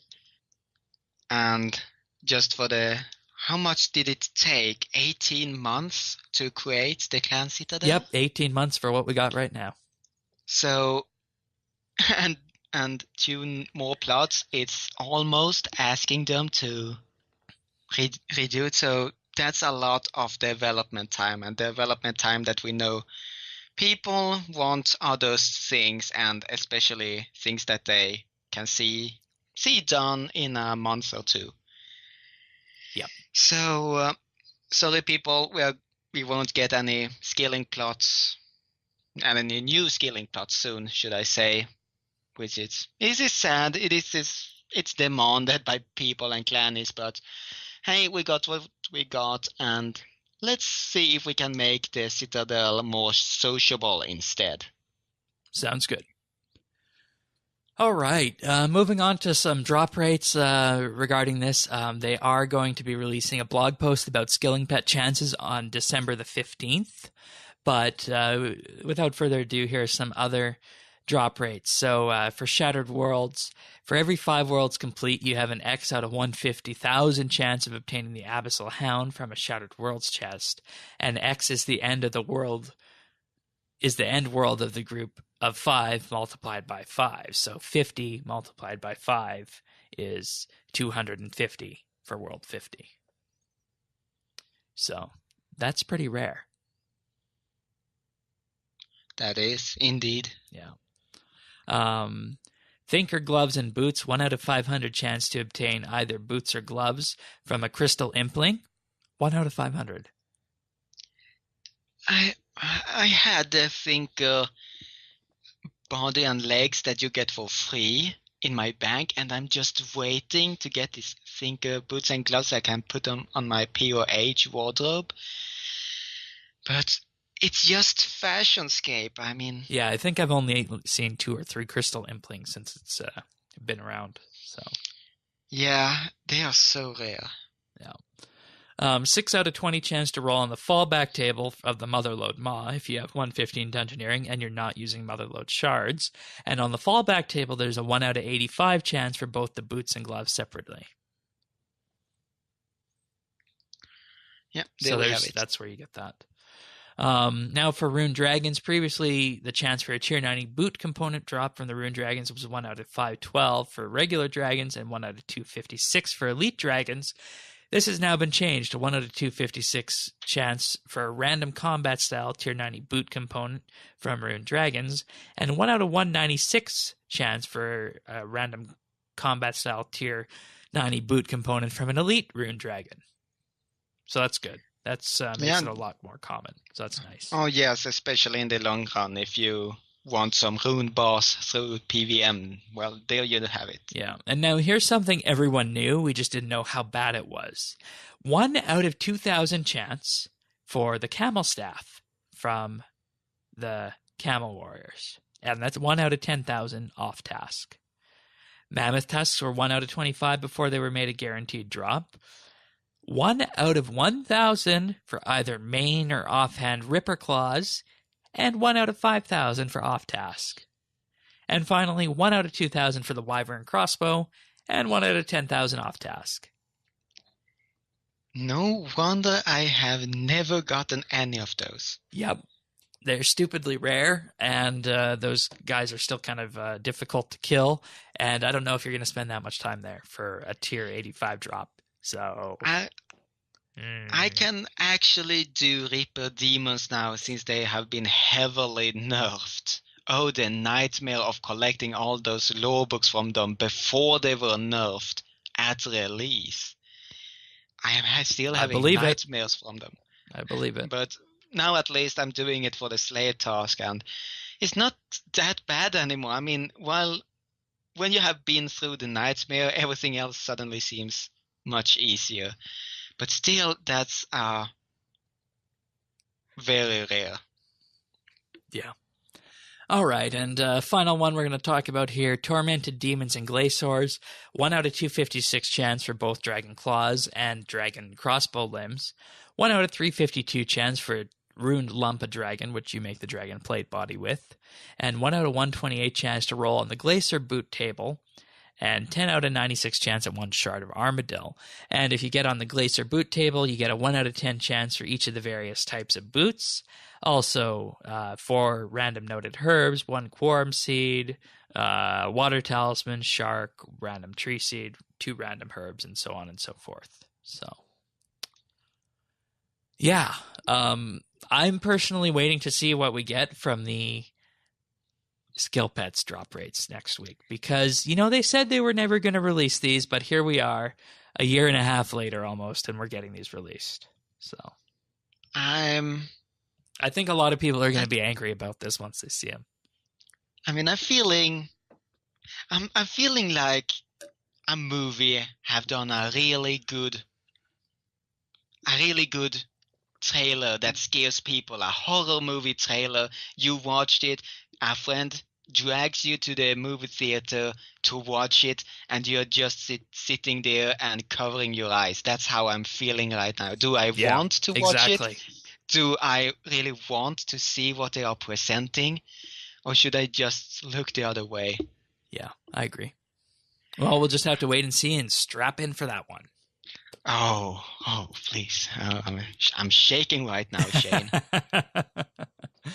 All right, and we finally have the December month ahead video, and this features a comical Mod Mark here dressed as Santa and some reindeer highlighting, what we're to expect this month.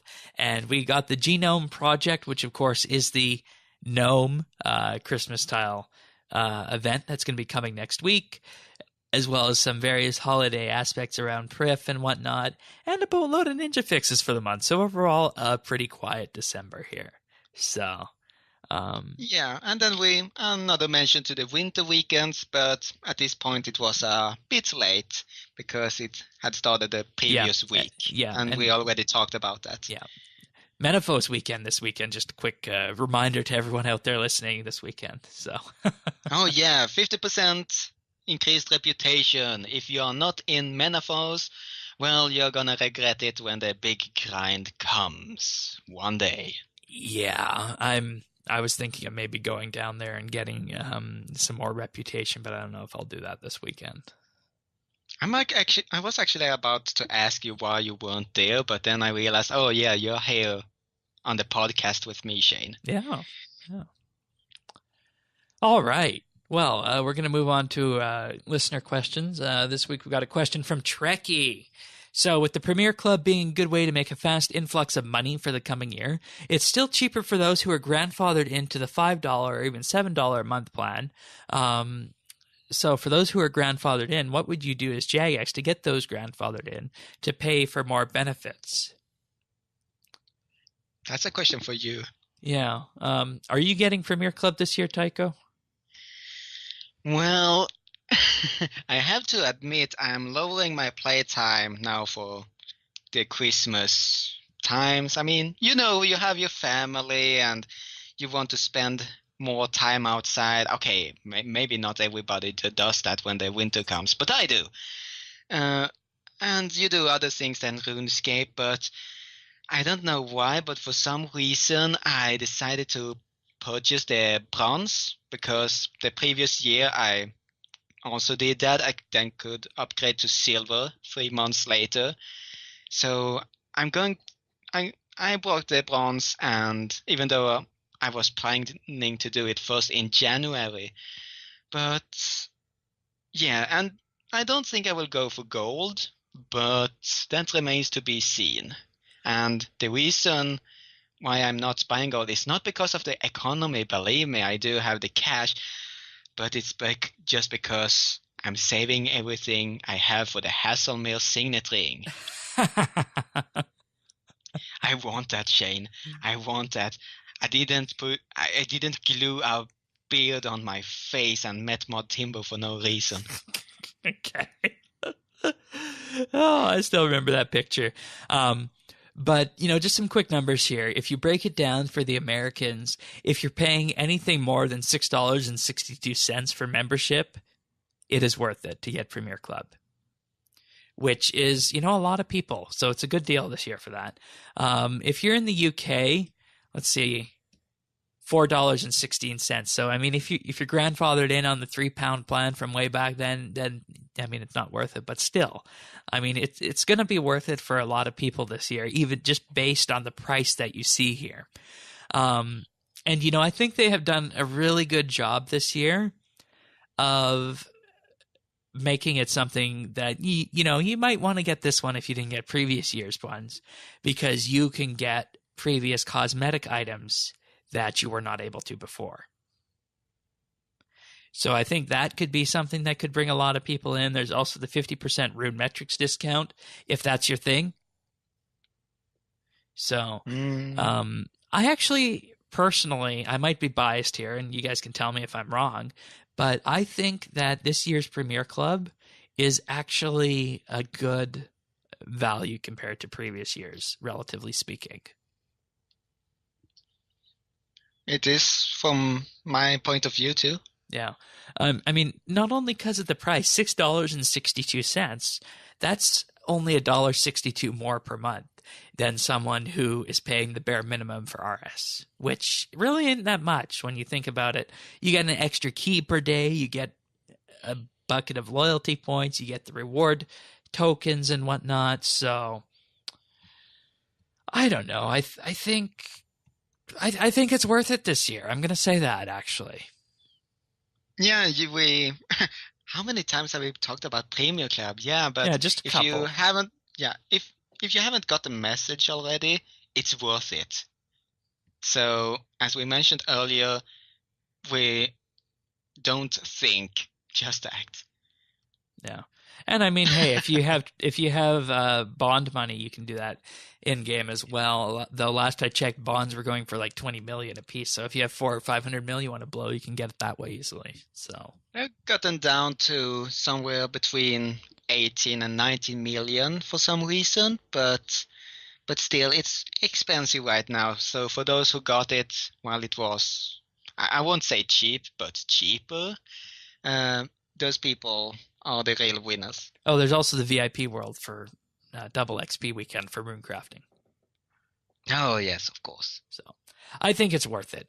And I think they have done what they needed to this year to get people grandfathered into pay, decreasing the price per month basis when you divide it out, and also bringing in the past cosmetics if you missed some of them. So I think they did a bang-up job this year. Is there anything you would like to add? Something, the little wish of Christmas, so to say? Oh, if I was being really greedy, I would say give us rune metrics for free as well with gold. And then put it for the next year. The cherry at the top. That would be the cherry at the top for me, and it would make me do it. So, all right. If you guys want to send your own questions in, you can send them to us on Twitter, either by adding us at RSBANDB or leaving us a direct message. We take those if you need more than 280 characters. If not, we have questions at rsbnb.com where you can email. And we also have the phone number, which is 571-57BNB or 571-572-2632. All right. You ready for some tech news, Tycho? Oh, yes. All right. So Facebook is at it again, and they're creating a new version of Facebook Messenger, except guess who this one is tailored towards? Any guesses? I mean, it could be towards old people. I mean, old people, you're the youngster of the family and your parents are asking, hey, how do you use this kind of thing? Well, technologies nowadays. And you use it like this, grandma. Yeah, that could be one option. But in reality, what they're doing is they're creating a new version of Facebook Messenger for kids who are under the age of 13, because as the Facebook Terms of Service says, people under the age of 13 are not allowed to be on the website. So the way this version of Facebook Messenger is going to work, called Messenger Kids, is it's an app that the parents manage from their own Facebook accounts, and the parents get to decide what they will see. So this means that if parents only want their kids to be able to chat to certain people, they'll be able to make that happen.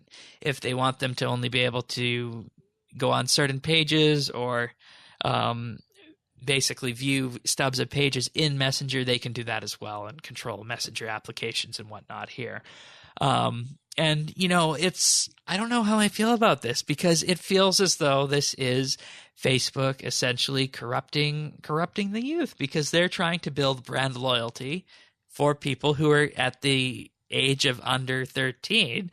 And once these people hit 13, they're going to get these Messenger accounts and they're going to graduate them to full-on Facebook accounts. And Facebook is going to have a constant stream of new users from the current generation of parents that is using Facebook.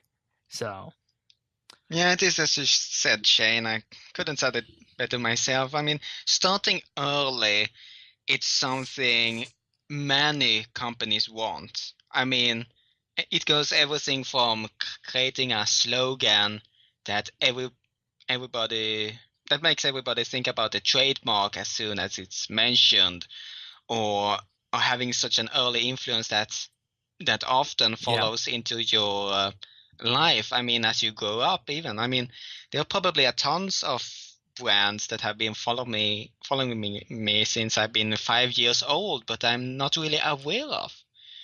I mean, you can move cities and so on, but if you still stick with your old habits, it will follow you throughout your life. And it's also kind of disturbing as well, because, Facebook isn't like McDonald's or something that, you see when you're growing up and you automatically recognize it, right? The difference here is that at the ages of under 13, probably 6 to 12 is what Facebook is guessing at for this, and what Messenger Kids will target, is that they're just using it to talk to people. But as soon as they graduate up to that full-on Facebook account, they become a Facebook customer. They become part of the group of people who is giving all of their information to Facebook whether or not they're aware of it. And I think there's lots of young people under the age of 18 who use Facebook and social media and the like who aren't aware that if they log into Facebook on their web browser, on their computer, and they go to different websites that have even a Facebook like button or a Facebook share button, Facebook can track the websites you're on and tailor your interests on Facebook to the websites that you visit. And there's lots of people who aren't aware of that. And, this is in a way grooming kids to be the perfect Facebook user. And I'm not sure how I feel about that. And I mean, I'm not a parent, but I don't know. I don't know if kids under the age of 13 even need messaging applications like this. I'm not sure myself. I mean, the way I feel this is also that it's also that the parents have to restrict their kids. And I mean, at that point, there are better alternatives. I mean, I already see young kids in the street with their phones, and I see them talking like grown-up businessmen do. But I can't really decide if they need it or not. But I'm worried, just as you, Shane. I'm actually worried. But if there is a need, well, Facebook have given it them. But the big concern is as soon as they become a customer. And as we know, especially in RuneScape, it's much harder to remove something than adding. Exactly. I mean, people are not going to, okay, I'm a Facebook customer. Now I quit my Facebook account because I don't want them to track me. Yeah. And that's something that needs to be made clear. And it's just kind of unfortunate that they have gone to what I feel grooming people to use Facebook by this way. But anyways, we're going to also talk about something that's also a bit of a follow-up from last week. We were talking about lockboxes and money in the video game lobby with Sirion and Sierra last week. But this week, it has been revealed that owners of Destiny 2 are now going to be locked out of high-level content until they purchase DLC. So basically, Cursus of Osiris is going to be gating off Destiny's 2 high-level activities to anyone who hasn't bought the new expansion pack. And this expansion pack came out this past Tuesday and raises caps on Destiny 2's characters and power levels. So it also raises the requirements for endgame activities across the board. And this is, of course, considering that you bought Destiny 2 initially, and you need to pay more to unlock this. Now, I can point out that we have microtransactions in RuneScape. And if this same kind of activity were to come to RS, this would be the equivalent of saying you get level 99 in this skill. Okay, you need to pay us a little bit more money to play beyond level 99. So, wow. So this is what Bungie or whoever makes Destiny is doing with this. And, as I said with the Star Wars Battlefront issue, the company is entirely allowed to try to make a profit off this. And if people don't like it, the market will speak. And I think that this is a horrible way, an absolutely horrible way to design a video game. Because if you think about it, back in the day, you purchased a video game on a CD or DVD, and that was it. And you might get the odd expansion 1 year later, but it was like adding many new chapters to the game. Whereas this is content that is in-game already and is just forcing people to pay for it. Yeah, because as you said, Shane, when we were buying games on a disc, I mean, you got the whole package there in your hand and the game was complete. And even if expansions came after that, you had a whole complete experience before or even without the expansion. Yeah. And that is something that Jagex is aiming towards now with the mobile going out. But this, I mean, imagine Menaphos coming out and locking 99 to 120 Slayer behind microtransactions. Yeah, and since it's a comp requirement, that's what this would be. Yeah, and since it was a comp requirement, we had this 3 months amnesty. The message would basically be, you have 3 months to pay you to keep your comp cape, plus working toward 120 Slayer. This is what's happening with Destiny 2. Yeah, and I mean, the point is that, you know, I don't play Destiny 2, so it doesn't affect me directly. But the point is that if this is successful, this is going to proliferate into other video games, and I don't think it will proliferate into RuneScape. But at the end of the day, it's a race to the bottom ultimately for the gaming industry. So it's something that everyone should be aware of, that it's happening. Yeah, people look at each other and say, well, he did this, so why can't I? Exactly. So that's the thing. I mean, if one succeeds, others will follow. And but yeah, I don't want examples like this to be successful. All right. And our final piece of tech news is that Steam is no longer supporting Bitcoin for their game transactions. Previously, Steam did allow users to use Bitcoin to purchase games, but the problem with this is that transaction fees for Bitcoin are charged with actual Bitcoins rather than an actual dollar value. So this week, for example, the transaction fees on Steam were topping out at $20 per transaction. When you think about that and you look at Steam, that's more than most of the games that are on Steam. So that is why Steam is stopping accepting Bitcoin right now. And as a comparison, it cost them roughly 20 cents when they first started off using Bitcoin. And Valve has no control over the amount of the fee, and they're just, you know, too high to allow Bitcoin to continue on for a way of purchasing on Steam. And we've talked about Bitcoin before, how it's gone from, you know, 5,000 to 8,000 to 9,000 to 10,000 to 13,000 to 17,000, and it's just on its way up. And this is what's going to kill Bitcoin as an actual currency, is that the transaction fees required to conduct business with Bitcoin are based on the value of Bitcoin here. And, you know, when it comes down to it, there's also the volatility. Valve says that Bitcoin has been increasingly volatile and, you know, has lost over 25% of its value in the last number of days. So this is a problem where, you know, customers purchase Bitcoin for a set amount, and then the customer will give a certain amount of Bitcoin to Valve for the game, plus the amount of Bitcoin for the transaction fee. But the only value of Bitcoin is guaranteed for a certain amount of time. So if the transaction doesn't complete quickly, then the amount of Bitcoin needed to cover this transaction will actually be more expensive than it was. And that is, of course, Valve and Steam that is losing money with this. So we've been talking a lot about Bitcoin recently, and this is definitely one of the negative side effects of it. And we'll have to see what happens with other retailers here. But, you know, suffice to say, this is not sustainable for Bitcoin.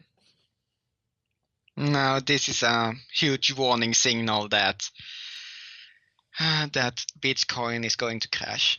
Yeah, and I mean, all it's going to take is some more retailers getting out of it. And, I mean, it's going to not be used as an actual currency, but it's just going to become a commodity like anything else. And that kind of defeats the whole purpose of what Bitcoin was designed for. And it's kind of unfortunate to see this, but when it's as wild as it is right now, you really can't have anything that's solid going on here. So yeah, unless something comes out, that a service that accepts Bitcoin so that can give it a stable value, well, then I don't think that Bitcoin have a bright future. Yep, I concur.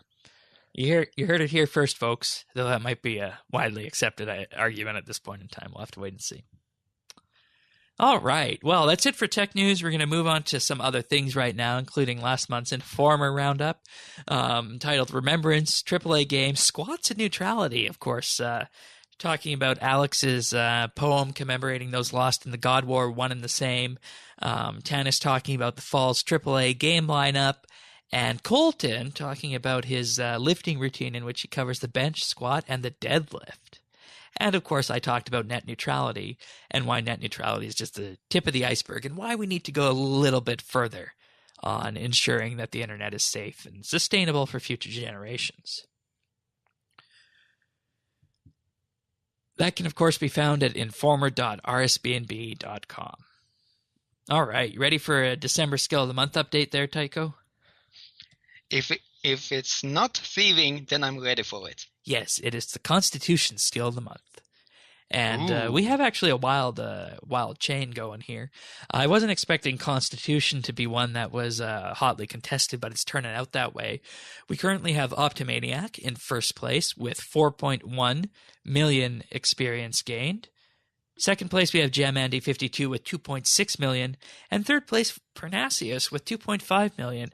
And there's a very tight race here for second, third, and fourth at the moment. And it's not unforeseeable that over the holiday season, someone will catch Optimaniac and potentially challenge for first as well.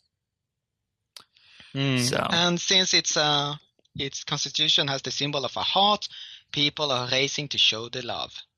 I like that. So this is a very lovely skill of the month, then I guess we could say. Oh, yes, especially during the winter holidays. Love is in the air. That's Valentine's Day. It's not February. Yeah, but let's get a bit of ahead of ourselves. Let's get out of here then and move on to the achievements of the week.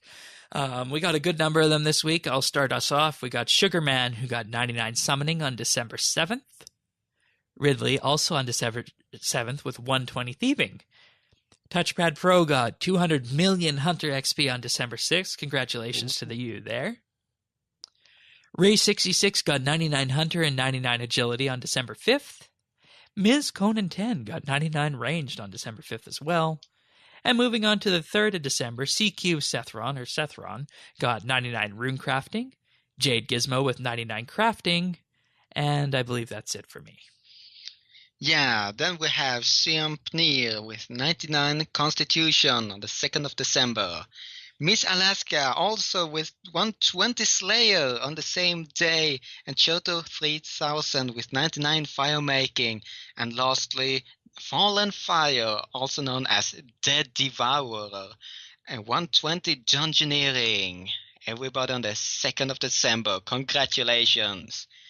And on the 1st of December, we got 82 and Airborne with 120 Fishing. Wow, that's a lot of fishes. Vantnik with 99 Smithing. Ray 66 with both 99 Construction and 99 Invention. Congratulations. I Like Slayer with 99 Farming. Woo! And finally, Choto 3000 with 99 Rune Crafting. The Bronze Noob. The Bronze Noob on the 30th of November. And I can tell you right now that Choto has now been given access to the Max Guild. So congratulations. I never thought that Bronze Noob, the king of noobs, would be in the Max Guild one day. And for anyone out there wondering, noob is a term of endearment in the Clan Quest circle.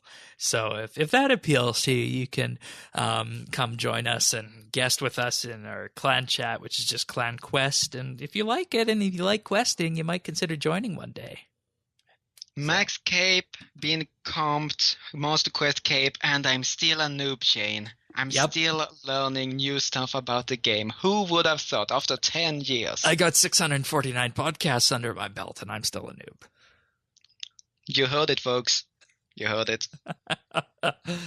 All righty. Well, it's time for Pick of the Week, and I've got something that'll help people searching for holiday items in particular here. Ooh. So this is largely going to be useful to people who live in the United States. But for some of the products, it will work internationally. So let's say you're looking for a brand new iPhone 10 and you don't know where to find it and your local Apple store is sold out.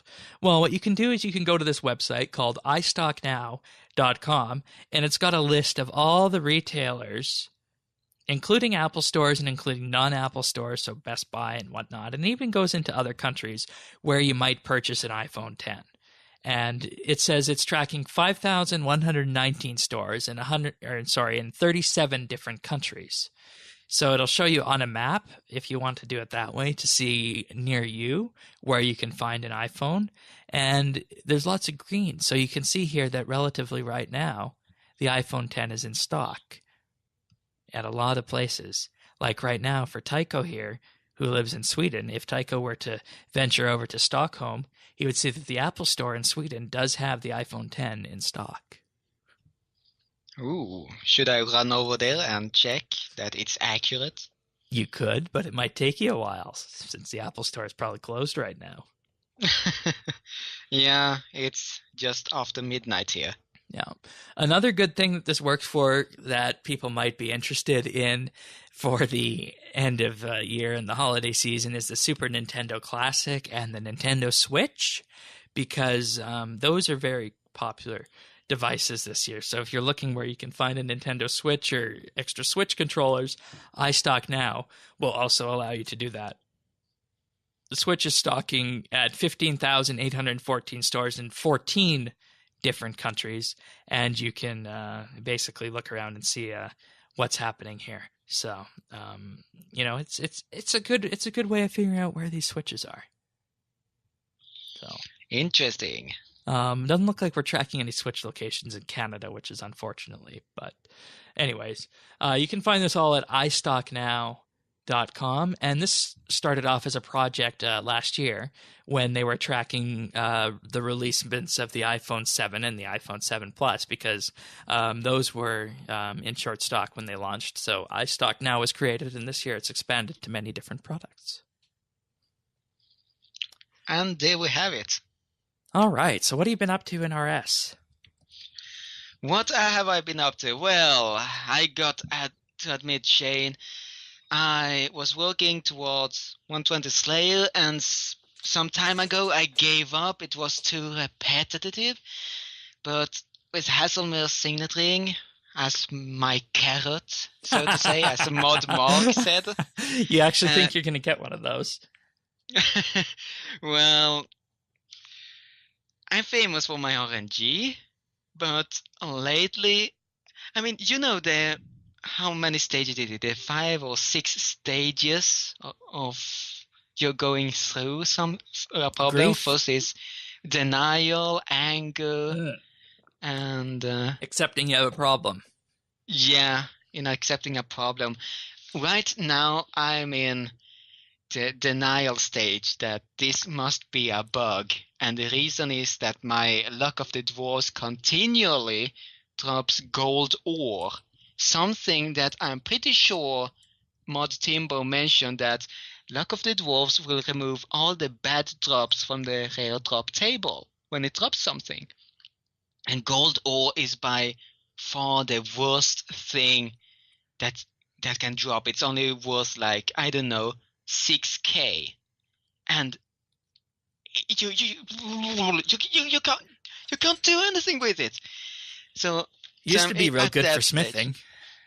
Yeah, but not with a Luck of the Dwarves, please. Anyways, so I'm still having it all on 24/7, no matters what pro PVMer said, that take it off, put on something better. No, I'm going to get that ring, but at the same time I'm making money, and I will buy that ring even if it costs me my bank, which is pretty close in doing. I mean, selling everything and having, well, the most amount of bank space I ever had in my life. How much does it go for now? 1.8 billion. No, I could afford that. You make money from farming? Oh no, I just have items that I'd cash out. Oh. Look at that bank picture.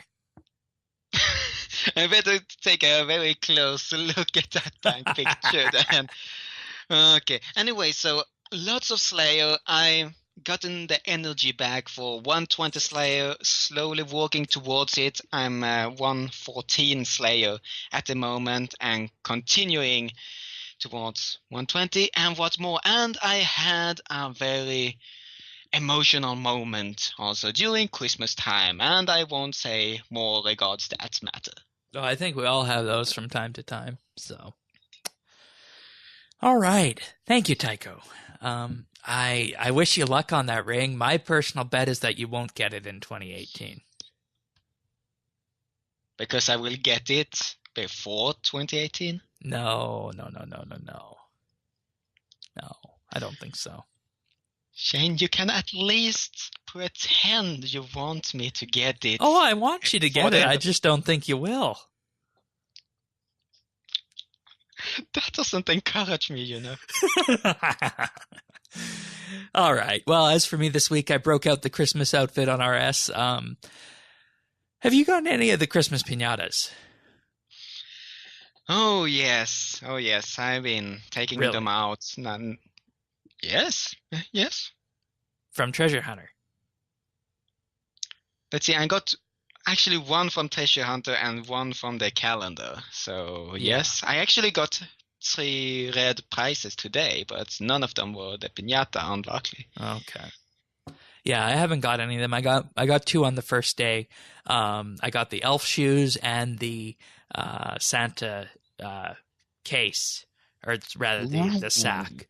But we already have a Santa suit from 2008. The color doesn't match with it, so I'm actually using the older Santa sack, believe it or not, because I don't know, that one just looks better with the whole Santa suit. So I got that. But aside from that, I've just been arc fishing and dancing around on RS trying to get these invention levels going. I think I should move to combat invention. I think that's probably a lot faster. I mean, that's what I did. I disassembled a lot of god swords, especially Armadillo, for going towards that precise 5 perk. Oh yeah. Disassembled god swords. Okay. I have just been siphoning my tier 85 weaponry. But god swords are cheap, Shane. But I want to use ranged. You can start throwing god swords. I wish we could do that. I really wish we could.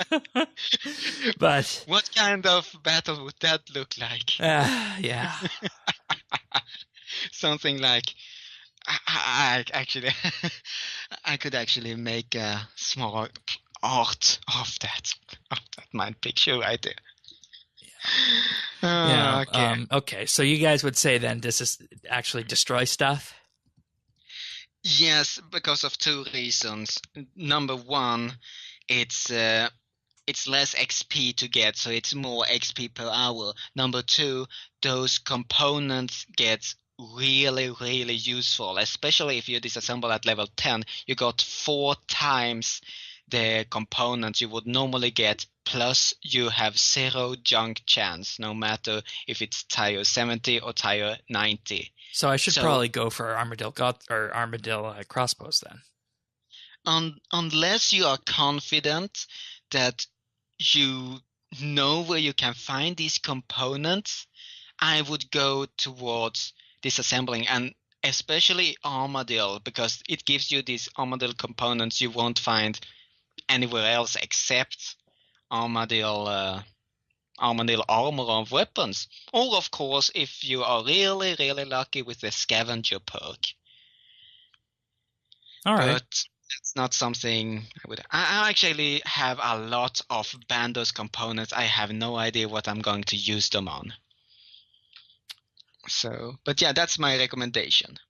Okie dokie then. Well, thank you for that, Tycho. I definitely learned something there, and the what have I been doing segment. But aside from that, just the arc fishing, but I'll probably move on to that very soon. So that finishes this episode of RSBANDB Update. Thank you, Tycho, for stepping in at the last moment. And we'll be back next week for another episode featuring the Christmas Quest and the Christmas event. So we look forward to that. In the meantime, if you want to catch up with us this week, you can do that by joining our Friends Chat Bits Bytes. If you want to chat with us, we're also on Twitter at RSBNB, where we post stuff in the middle of the week. And if you want full show notes and to subscribe to the podcast to have it automatically delivered to you, just visit update.rsbnb.com and look on the left-hand side of your screen for a subscription method that suits your fancy. Until then, we'll see you next week, and have a good week, everyone. Thanks, Tycho. Send in your fan mails. Bye-bye.